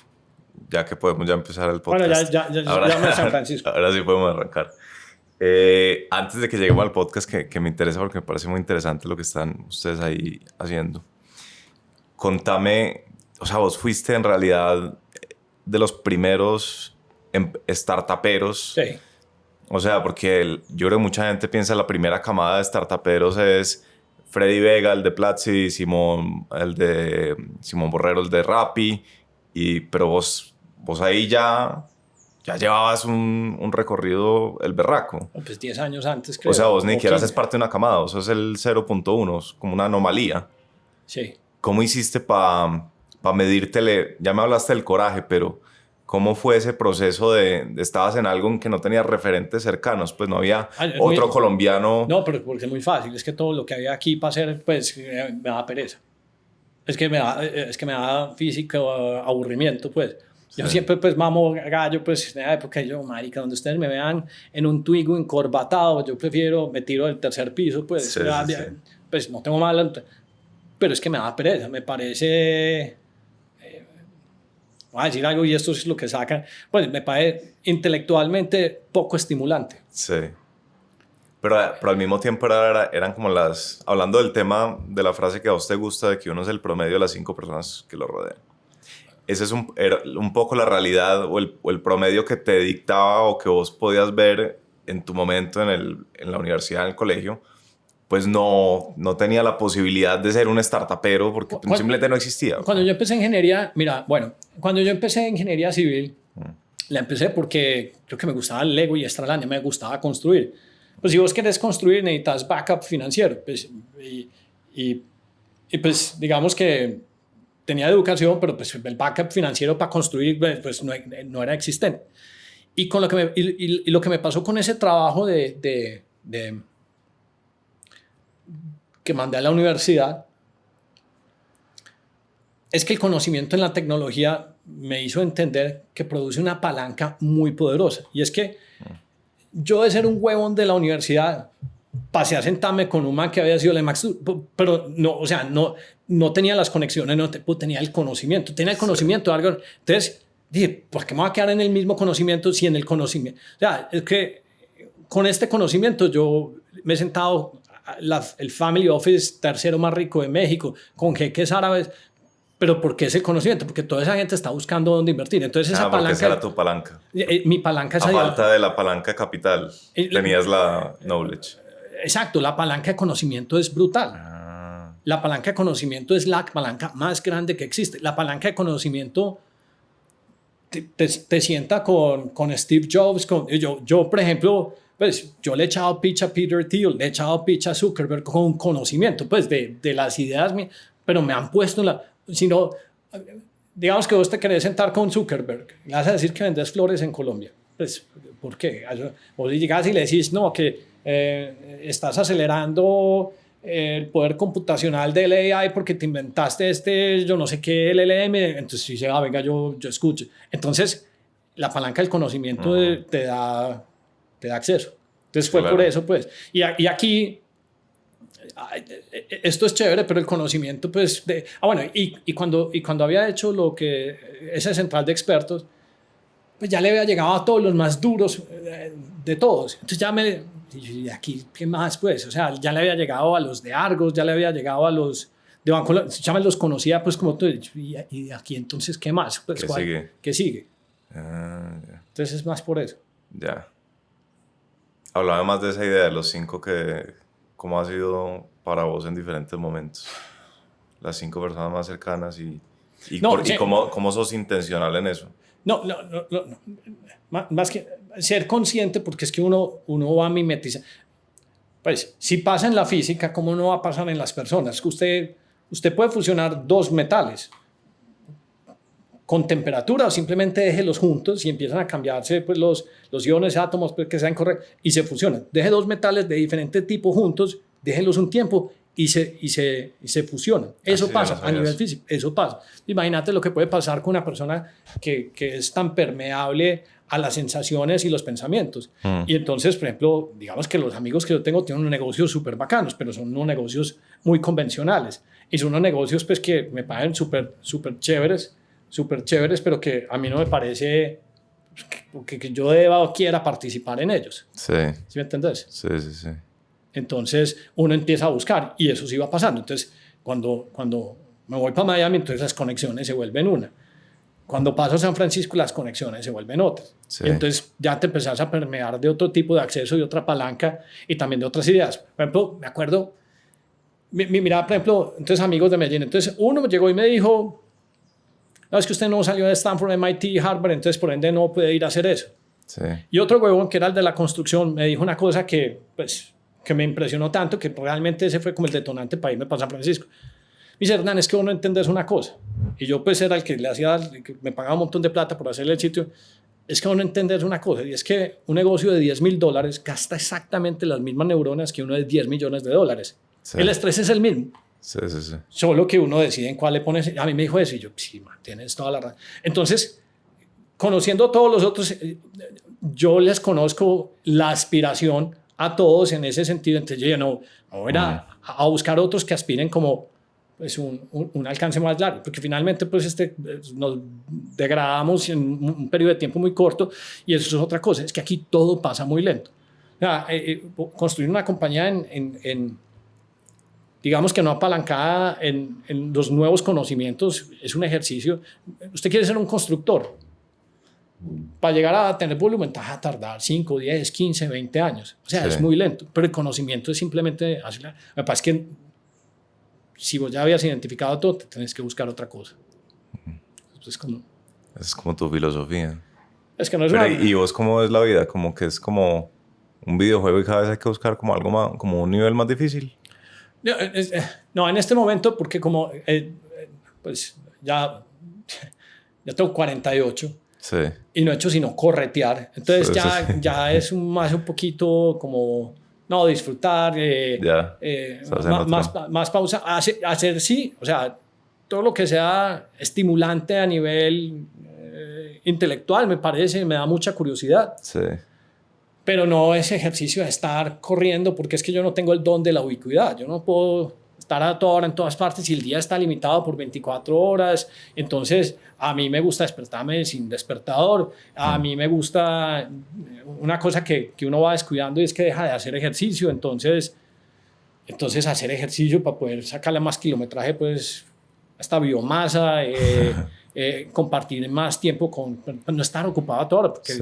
Un día te dicen, hey, mira, tenés esta enfermedad, te vas a ir, o no, disfrutar más. Por eso pues también en lo del sabático, que siempre me lo había soñado, entonces tengo pues la compañera perfecta, o sea, dar vueltas por el mundo y tomarse una botella de vino y no preocuparse en la madrugada, eso sí, estar como curioso y buscar y leer cosas, Sí. pues como para entretenerse.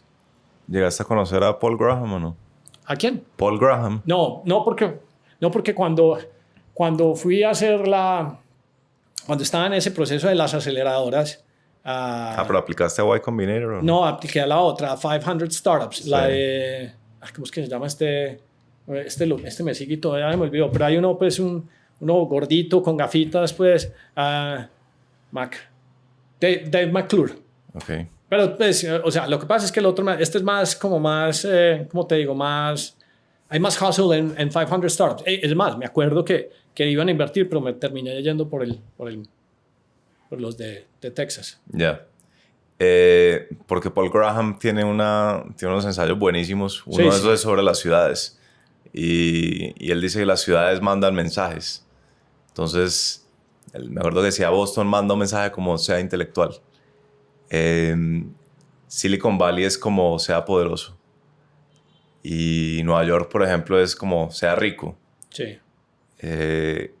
Vos que has vivido en diferentes ciudades, ¿cuál dirías que es el mensaje de Medellín? ¿Cuál es el mensaje como que manda? Lo que pasa es que tengo un mensaje trocado porque, o sea, me fui de Medellín cuando tenía 33 años, entonces ese es como, mi memoria muscular está más basada en eso. Sí. En este momento me da mucha curiosidad porque están pasando muchas cosas en Medellín, pero no llevo suficiente tiempo como para llegar y decir, o sea, tiene un sexy por ahí. Tiene un sexy por ahí que uno dice, de pronto aquí va a pasar algo chévere, donde sí. pues tan chévere que dije, bueno, vamos a pasar la mitad del año, la vamos a pasar en Medellín porque tiene como un sexy y porque finalmente pues la gente, los amigos entretienen mucho acá y este clima pues después de este clima de acá sí es pues sí. Es de lo más chévere que hay, pues uno poder salir de camiseta de blue jeans todos los días pues sí es muy bacano pues, pero sí. No, todavía no soy conclusivo sobre qué mensaje está mandando. En este momento es como sexy, diversión, chévere, sí. Que me parece muy bacano pues que sea la connotación, que no era la que teníamos antes pues hace de tantos años atrás. Sí. A mí me ha parecido muy interesante lo que hacen ustedes. Y ustedes se estoy metiendo como en la misma canasta de Lucas Gómez, sí. El constructor. Simplemente porque los he visto en cosas juntos y me parece que es como, no sé si es la misma generación o qué, pero pues como, no sé. No, empresarios. Yo soy un poquito más viejo que él, pues, pero yeah. Lucas tiene por ahí 43, 44, creo. Sí, pero en la misma canasta en términos de como empresarios que están poniendo como el ojo en contenido y en podcast, por ejemplo, y en bueno, todas estas TikTok y todas esas vainas. Sí. Me ha llamado mucho la atención. Y eso es un tema. Y el otro también que me ha llamado la atención es, yo he notado como cierta preocupación en vos por el hecho de que sí, los empresarios nunca han tenido como vos, sí, como que han sido muy prudentes y muy precavidos en exponerse públicamente. Y eso ha traído un costo grande, ¿cierto? No sé quién dijo por ahí que no sé si fue, pero alguien dijo que el gran problema pues de porque estamos gobernados porque los élites no están presentes o alguna cosa así. Sí, el Chiqui Valenzuela. Algo que Colombia quedó sin élite. Se quedó sin élite, pues no me acuerdo ni siquiera dónde oí eso, no sé si fue en el un discurso de grado del Chiqui Valenzuela, que fue ministro de Minas y es un inversionista de estos, como que es un tipo ahí como medio genio. Yo quería invitarlo al podcast. Y entonces, pues lo que pasa es que cuando me preguntabas, y yo también entiendo por qué lo hacen, porque es que acuérdate que nosotros crecimos, yo soy, pues, sonaba una bomba y a uno le tocaba llamar al teléfono público y decir, mamá, estoy bien, y ¿sabes qué? Llegamos más tarde. Sí. Entonces nosotros venimos de una época muy violenta, muy complicada, y entonces todo el mundo se volvió muy reservado, y entonces lo que se creó, pues, no fue una reserva, sino también como un pudor y como un cel. A mí me parece, sobre todo porque como también mucho de lo que he aprendido, lo he aprendido es de la gente que, mira, es que ¿a uno te parecería una berraquera que existiera desde hace mucho tiempo un Paul Graham escribiendo como escribe? Pero aquí no escribe. Claro. Y vos entrevistaste a José Alberto. Ese man...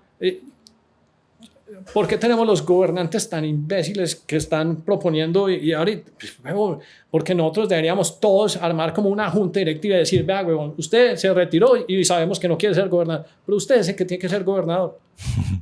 Porque es que ustedes son los únicos que tienen así visión de largo plazo. Y, o sea, y usted tiene que ser gobernador porque no quiere ser político además. Sí. Para que podamos planear estas ciudades bien, pues para que las podamos pensar, para que podamos tener visión de largo plazo. Entonces, una de las cosas pues de estar, digamos que, y me impresionó mucho, vuelvo y te digo, pues que no conozco todos los constructores porque alguna vez traté de venderles alguna cosa, es que uno empieza y un amigo me dijo, bájate TikTok, que eso no es un espía chino, hay mucho con... Y me empezó a impresionar lo que empezó a salir Lucas. Y Lucas salía y yo, pero es que yo me acuerdo de Londoño Gómez, yo me acuerdo de todo, pero ¿por qué es este man? Y en el mundo, los que se empiezan a volver referentes, entonces Lucas es el referente de los gringos pues que quieren. Usted se sabe el cuento de Lucas, pues que en Medellín hay un canadiense que tiene 900 Airbnbs y ese mismo canadiense lo puso a hacer un hotel. Pues seguro porque lo vio en TikTok, claro. pero no porque Lucas se quedó callado, sino que empezó a abrir el cuento. Entonces, el tema de la visibilidad es impresionante. Visibilidad equipar, o sea, visibilidad es casi igual que, sí, claro, que ser exitoso. Es como... claro. Peter Thiel dice, no, lo primero que tiene que ganarse es la distribución. Y después de eso, la distribución es la mitad del paseo. Entonces, si uno no distribuye el conocimiento o los pensamientos que uno tiene, entonces ¿sabe quién nos va a ganar? Los mismos huevones que solo son asusadores de que lo único que saben hacer es lo único que saben hacer es distribuir. Por eso, y como yo sí me sé las redes sociales y sé cómo funcionan las máquinas, entonces yo sé por qué Quintero hace lo que hace, porque el engagement, yo sé por qué Upegui hace lo que hace. Nosotros nos hicimos un podcast donde hicimos como el análisis de por qué esta gente llega a lo que llega, porque es que ellos simplemente tienen que oprimir unos ciertos botones que son los que realzan espíritu. Y es culpa de nosotros que no, porque es que no es que ellos solo quieran oír eso, es que es también lo único que hay. Y cuando usted oye una idea que de pronto es interesante, usted se queda oyéndola. O sea, mi algoritmo, o sea, mi TikTok y mi Google, ¿vos crees que a mí me sale Quintero o Upegui? ¿Me sale alguna vez? No, nunca. A mí me salen, Hernán, aquí hay un video de superconductores LK99, el nuevo descubrimiento que va a revolucionar el mundo pues, de la energía, los motores. A mí me salen porque ese es el contenido que yo consumo. Sí. Pero también porque hay un montón de gente que hace ese contenido. Entonces, yo diría que eso, me preguntaba un amigo, me dice, Hernán, pero es que entonces escribimos más en La República. Más columnas de opinión, como un invitado que muy bueno, Barriga de Sapo, que me acuerdo del nick, pero Juan Mario. Ese man escribe muy bueno. Y alguna vez creo que dijo una columna, hey, mira esto, qué tan bueno. Y yo le dije, pero eso es inútil, porque eso está en La República, no lo lee nadie. Eso le interesa. Si usted no hace el formato... Si usted no lo construye en el medio y en el formato que la gente lo quiere consumir, entonces no vas a tener visibilidad. Y entonces, por eso los que conocen estos medios y son nativos de ellos, nos llevan años luz. Y la otra cosa es que usted no puede llegar y coger a un huevón como Uribe a ponerlo a moler TikTok, porque tampoco va a ser. Porque es que el mensaje, los conocimientos y las ideas están en cohortes como de 20 años. Entonces, man, ya, retírelo y entonces cojamos los nuevos o cojamos los que están por ahí que tienen como mejores mensajes. Pues, y eso es lo que yo... Ese es como lo que estoy... ¿Saben qué? Ojalá hubiera otros 20 huevones como Lucas empezando, este es el mensaje, para que la gente diga, ay, mira, por ejemplo, una de las cosas que más me ha impresionado del podcast, es, por ejemplo, mi suegra, se oyó ese que, el de Medellín, me dice, ay, Hernán, es que yo no sabía que ser emprendedor era tan duro y que pagar, ¿no? Es que nadie cuenta eso, sino que todo el mundo dice que es que los empresarios son abusivos, pero no, es que esto es lo que nosotros sufrimos y esto es lo que nos toca hacer, y las volteretas y maromas y gimnasia financiera. Entonces...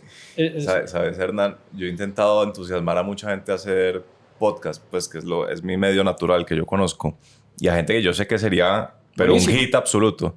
Ya logré convencer a uno después de insistirle mucho tiempo, que es Andrés Mejía, pero hay otros, por ejemplo, Eduardo Salazar, no sé si sabes quién es. El hermano de... El hermano Alejandro Salazar. Sí, lo conozco. Eduardo es muy reticente y me dice que uno primero tiene que ser muy rico y después ser famoso. Él tiene como una teoría que la exposición en ciertos grados entonces es porque ese man no conoce a MrBeast, por ejemplo. Porque pues, que ese man se filmó... Claro, esa es mi pregunta. ¿Por qué han entendido los gringos que ellos les da cero pena ser los más masivos en en términos de exposición pública, pues, o sea, ¿qué entiende este huevón? Grant Cardone, que tiene 7 billones de críticos, que todo el mundo dice que es un estafador, y el man sigue tirando la pauta en YouTube de miren, esto de Millet. O sea, hay algo sobre la exposición, sobre la visibilidad. En esa gran matriz siempre hay un match con alguien que le interesa. A mí me aparece Grant Cardone y yo sé, pues, es puro hustle detrás, pero hay unas cosas que son... Por ejemplo, has oído de este man, Andrew Tate. O sea, que le han pasado un montón de cosas, pero lo importante no es tomar una posición sobre el mensaje, sino entender la mecánica de qué es lo que está pasando ahí. Sí. O sea, a nivel de algoritmos y distribución de contenido. Sí. Entonces, pues, a mí me parecería muy bueno que Eduardo hiciera contenido. Pero MrBeast, pues, se pasó los primeros 10 años de su vida haciendo videos tontos, filmándose y mirándose cómo seca la pared de... la pintura de la pared. Y hoy ese man es el número uno. Ese man tiene un imperio de 15 billones de dólares, vende chocolatinas, hace videos. Un solo video genera 250 millones de views. El Super Bowl genera 30. Sí. O sea, pero empezó... Lo que pasa es que yo creo que la gente también le tiene mucho miedo a los pequeños experimentos. Nosotros, cuando yo llegué, estaba con Ricky Uribe, pues que es con el otro co-host, y hermano, yo no sé si esto va a funcionar, pero es muy la teoría. Pero ustedes saben que si yo les digo que arrancamos, no paramos hasta que llevemos un año. Esto no es un experimento de 3 meses. Hasta que nos hagamos 54 episodios, nadie puede sacar la mano y decir que no. ¿Por qué tenés esa convicción de que tiene que ser largo si el modelo startupero es que el MVP debe ser como sáquelo rápido y después... No, o sea, que hay que hacer el ejercicio, pues hay que salir y batear, pues, y vamos a hacer 54. Lo que pasa es que a nivel de podcast, pues 54, pues que pueden ser 108 horas de contenido, eso es absolutamente nada, sabiendo que en un día se suben como 3 millones de horas, pues, de contenido. Entonces, si yo le voy a poner 100 a 3 millones que suben, eso es nada. Entonces uno tiene que mirarlas y sobarlas y analizarlas para saber si eso tiene, pues, impacto. Y luego entonces hacer el experimento, como te dije, ¿no? Que usemos este software y luego ajustemos este thumbnail. Y eso fue lo que hizo este man. Entonces sí, pues es una... Pero yo le apuesto que debe haber 100,000 personas, o sea, un montón de personas que le debe parecer interesante el conocimiento, pues, de Eduardo. Sin duda, ¿no? Y hay un apetito enorme. Y estas cosas crecen, pues, o sea, creo que el mercado está empezando aquí en Colombia. Sí, y usted, hay una estadística que puede que la desdibuje, pero ¿vos sabes qué se requiere para llegar a estar en el 1% de los podcasts? No. Pasar de 25 podcasts, o sea, pasar una cosa así, pues. Sí, porque la mayoría mueren en el episodio 2. Pues. Sí. Nosotros, por ejemplo, yo les tengo lista de atención y todo de asistencia al podcast. Entonces, Ricky va en menos del 50%, Lucas se esfuerza mucho, va al 60%, y Darío solo ha faltado a uno, y yo 100%. Sí.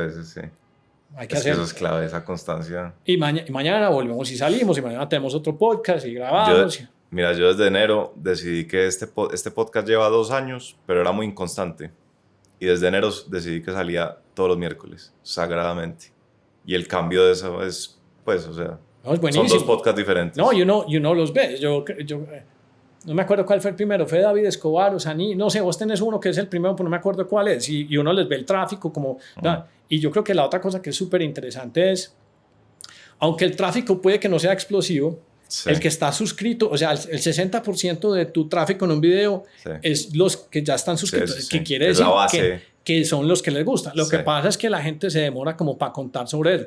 Pero cuando ellos están en el feed y les faltó uno de los pods que sacaste, el que aparece esos dos. Pero nos devolvemos al punto. A esos manes no les sale el cuento de los políticos que están hackeando, que son hackers de atención. Esos manes solo son buenos para eso.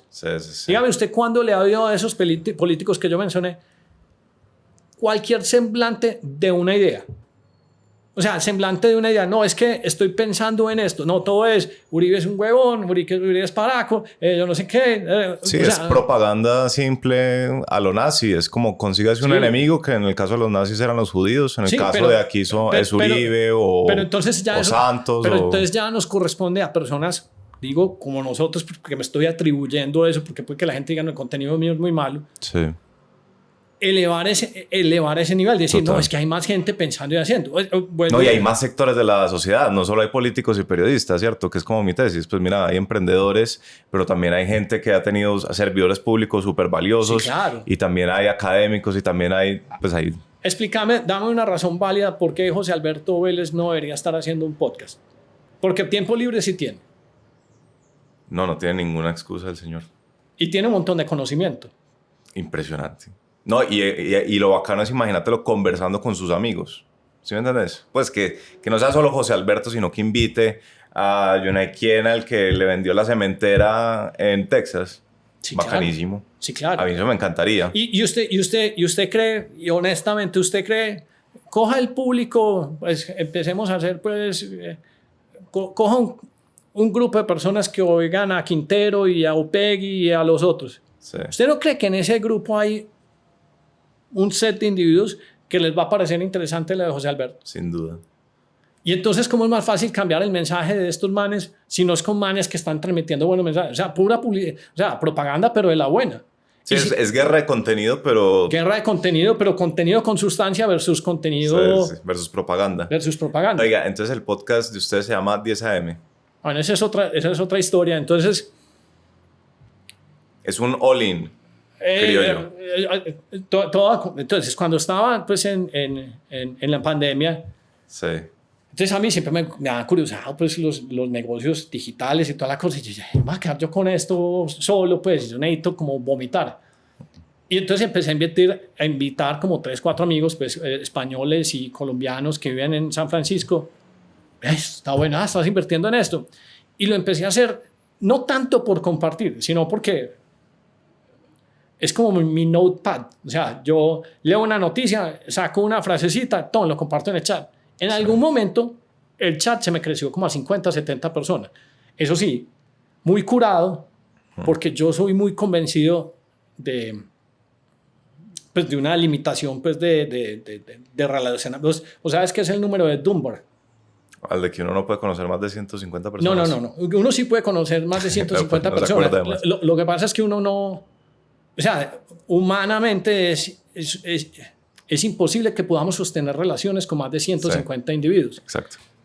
Y yo la llevo a un extremo pues más pintoresco. Yo digo, si vos te morís, ¿cuánta gente crees que va a llorar en tu velorio? Vos crees que tenés un montón. Entonces ahí empieza a ser como los verdaderos filtros de amigos y personas que importan. Entonces se me empezó a crecer con amigos y después otros me dijeron, invitamos a otros amigos. Yo, ni por el puta, si no nos hemos tomado una cerveza en los últimos 6 meses, entonces esa persona no está en el chat porque ahí pues es un poquito de bullying y chiste y toda la cosa.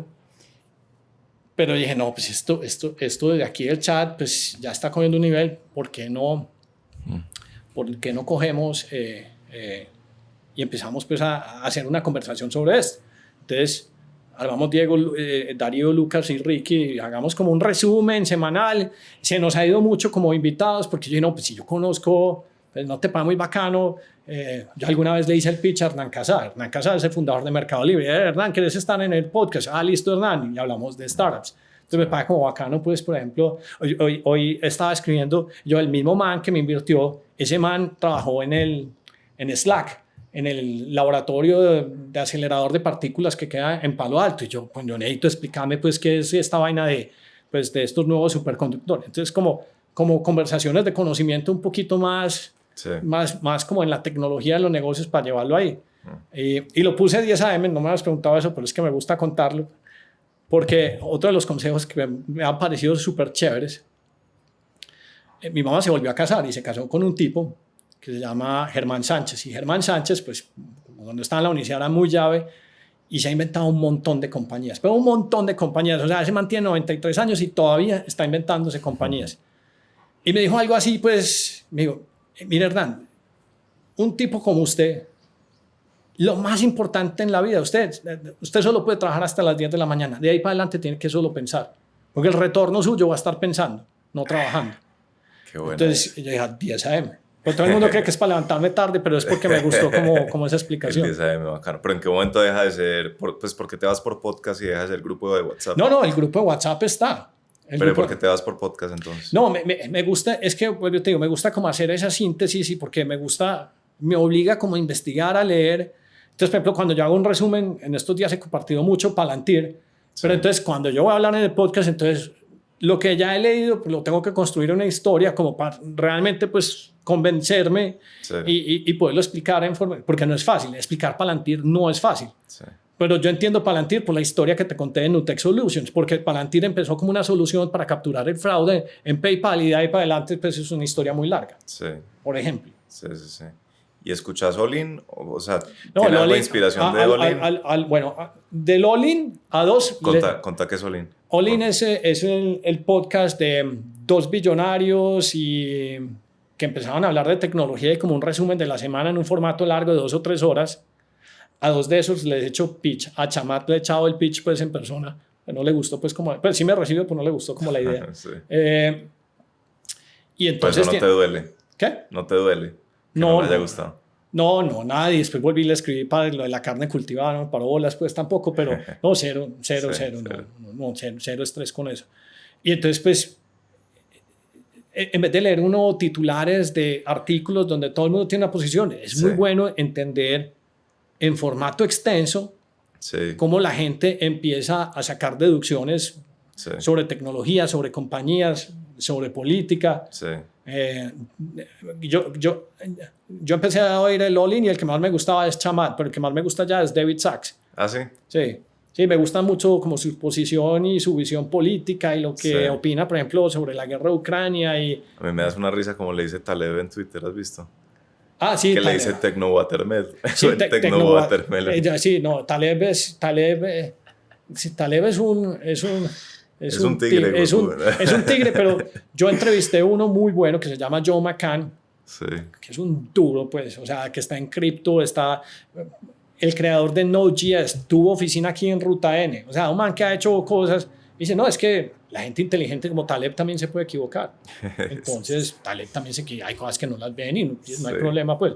No quiere decir, pues, que Black Swan y Antifragile y todas esas cosas no sean interesantes, pero pues, hay cosas donde se equivoca. Pero entonces, Benny, 10 AM es como, ¿vos crees que sea de actualidad? Porque los he visto hablando sobre historia de los empresarios de Medellín. Hemos hecho, porque hay veces como que nos echamos unos riffs, pues como unos segways ahí, porque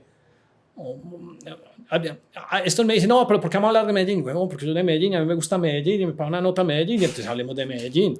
Y porque hay cosas que uno va aprendiendo. Entonces, por ejemplo, uno que hicimos, que todas las empresas se formaron al lado de las quebradas de Medellín y todo. Sí, eso fue una nota. Conocer eso, pues. A mí se me gustó mucho. Y si uno hace como un análisis de por qué, entonces, ¿por qué pasó esto? Entonces, de pronto sabemos para dónde vamos también. Entonces, sí, estamos echando como unos bandazos, pues ahí. Está bacano. Tratamos siempre como de anclarlo en tecnología y negocios, pero hay veces nos echamos unos bandazos, pues, pues sí, porque esto no es lo que nos gusta. Y porque finalmente, pues, pues digamos que somos más hinchas de que esta región le vaya como mejor, pues. Sí. Esa es como la idea. Pues a mí me parece que es muy valioso lo que hacen, en parte porque, claro, como uno determina sus posibilidades según lo que ve. Entonces, cuando uno ve a un tipo como vos, que fue en el 90, pues, que desde el 2000 uno era un entrepreneur, pues... Es que eso es otra cosa que me mama a mí. O sea, pues, yo creo que nunca he dicho, no, es que es culpa del gobierno, no es que es culpa del mercado. No, nada, nunca es usted y listo. Entonces también, a ver si podemos contar las experiencias propias para quitarle como, o desmitificar todos estos cuentos de todas estas personas. Vos te imaginas qué pasaría, hay uno que te lo deberías oír, que es el de Comet Sales con Alejandro Pérez. ¿Vos crees que hay un huevón, o sea, yo un poquito más viejo que él, pero vos crees que hay un huevón en Medellín que se inventó una compañía que procesa casi $3 billones en el mundo de las flores? Toda hecha en Medellín. Obviamente ese man no dice, no, Alejo, huevón, hay que contar la historia para que todo el mundo no sea con lo mismo. Increíble. Hecho en Medellín y guerreado. O sea, ese man también lo deberías entrevistar un día porque es una historia pues como parecida. Pues le tocó hacer muchas piruetas, pero es una buenísima historia. Y de esos hay un montón que nadie sabe y que todos son reservados. Y contemos esta historia para que esto quede más chévere. Claro, no hay que hacerlo. Una de las cosas que ha pasado con la música y los reggaetoneros es que, digamos que están desmitificando ese pudor. Al principio parece chicanero. Cuando ves, por ejemplo, a Maluma, a Juan Luis, hey, parceros, me compré este carro. Si vos sos de tal época, vos vas a decir, uy, qué bandera. Pero si vos sos de otra época, hey, qué tan bacano. Entonces quiere decir que sí se puede, ¿sí me entendés? Sí. Y yo creo que lo mismo tiene que pasar con las ideas y el conocimiento. Hay que empezar a decir, hey, si yo hice esto, vendí esto, me estrellé acá, pero llegué hasta allá. Y entonces la gente dice, se puede. Entonces uno, ¿cómo es más fácil? ¿Cómo es más fácil? No sé, casi que es un experimento pavloviano, pues, ¿cómo es más fácil inducir un comportamiento? Cuando vos decís, hey, todo está malo, todo está en contra tuya, el sistema te oprime, sos una víctima. O cuando sos una víctima, reclama tus derechos, o este lo pudo, vos tenés la inteligencia, venís del mismo, esta es la otra cosa, venimos del mismo caldo de cultivo. Claro. Del mismo caldo de cultivo. Es lo impresionante es uno decir, pues ese man estaba en mi universidad. Del mismo caldo de cultivo. O de manera de mi barrio. Exacto. Y la otra cosa que es bacana de saber esta historia es que si alguien ve la noticia, si alguien ve la portada de Dinero y te ve a vos como el emprendedor que fue a San Francisco, bueno, lo que dijera, va a decir, ese es un golpe de suerte, y nadie se imagina que vos te has tragado 100,000 reuniones, 100,000 visitas comerciales, 100,000 rechazos y que seguiste dándole. Pues a mí eso me ha sorprendido mucho de hoy. Yo te acabo de contar de la historia del chat de 10 AM. Lucas hizo un TikTok de eso, o Instagram. Y el comentario de abajo era un niño rico contándonos cómo salir de la pobreza. Sí. Y yo dije, primero, gracias por lo de niño, pues, porque me van a cumplir 50. ¿Y usted cómo sabe que yo nací rico? O sea, ¿cómo sabe que no estudié, que no todo? Sí. O sea, ¿cómo hace pasar? Y no es problema de esa persona, pero es que es el cuento que le han vendido a través de la ausencia del resto de personas. O sea, no sé, porque acabo de oír ese podcast tuyo, el de José Alberto. Es culpa de José Alberto. No, le eches la culpa a José Alberto. José Alberto ha hecho muchas cosas valiosas. No, yo sé, pero es culpa de las personas así importantes, que no propagan más el cuento. Sí. Es culpa mía de no haber hecho el podcast antes para propagar ese cuento. Bueno, sí, y es culpa, pero en parte también se entiende por las circunstancias de si uno era visible y rico en los 80, lo secuestraban. Sí, claro. O lo ponían en la lista de Pablo Escobar, pues tiene su... Sí, claro, es un problema, pues. Sí. Es un problema, vos, por ejemplo, yo que sigo muchos youtuberos, entre los youtuberos que son muy buenos, o sea, son mejores que un analista de Goldman Sachs o de cualquiera. Entonces, el estilo americano es invertir tantas acciones y así está mi portafolio. Y mi portafolio está 400% arriba. Sí. Eso es cero problema. Pero adivina de quién quiere aprender la gente, del que está en el portafolio arriba. No el man que está diciendo, el sistema está llevado. La gente quiere aprender de eso. Claro. Y eso es muy gringo. Y mi esposa me dice, no hagas eso, no es que no lo estoy mostrando, pero uno tiene que llegar a ese punto de comodidad, de uno decir, para que la gente quiera aprender o copiar de ese ejemplo, pues. Total. Es como la idea, pues. Pues Hernán, qué gustazo. Muchas gracias. Hombre, no sé si nos fue muy largo, me da pena con vos. No, para nada. Esto es de los corticos.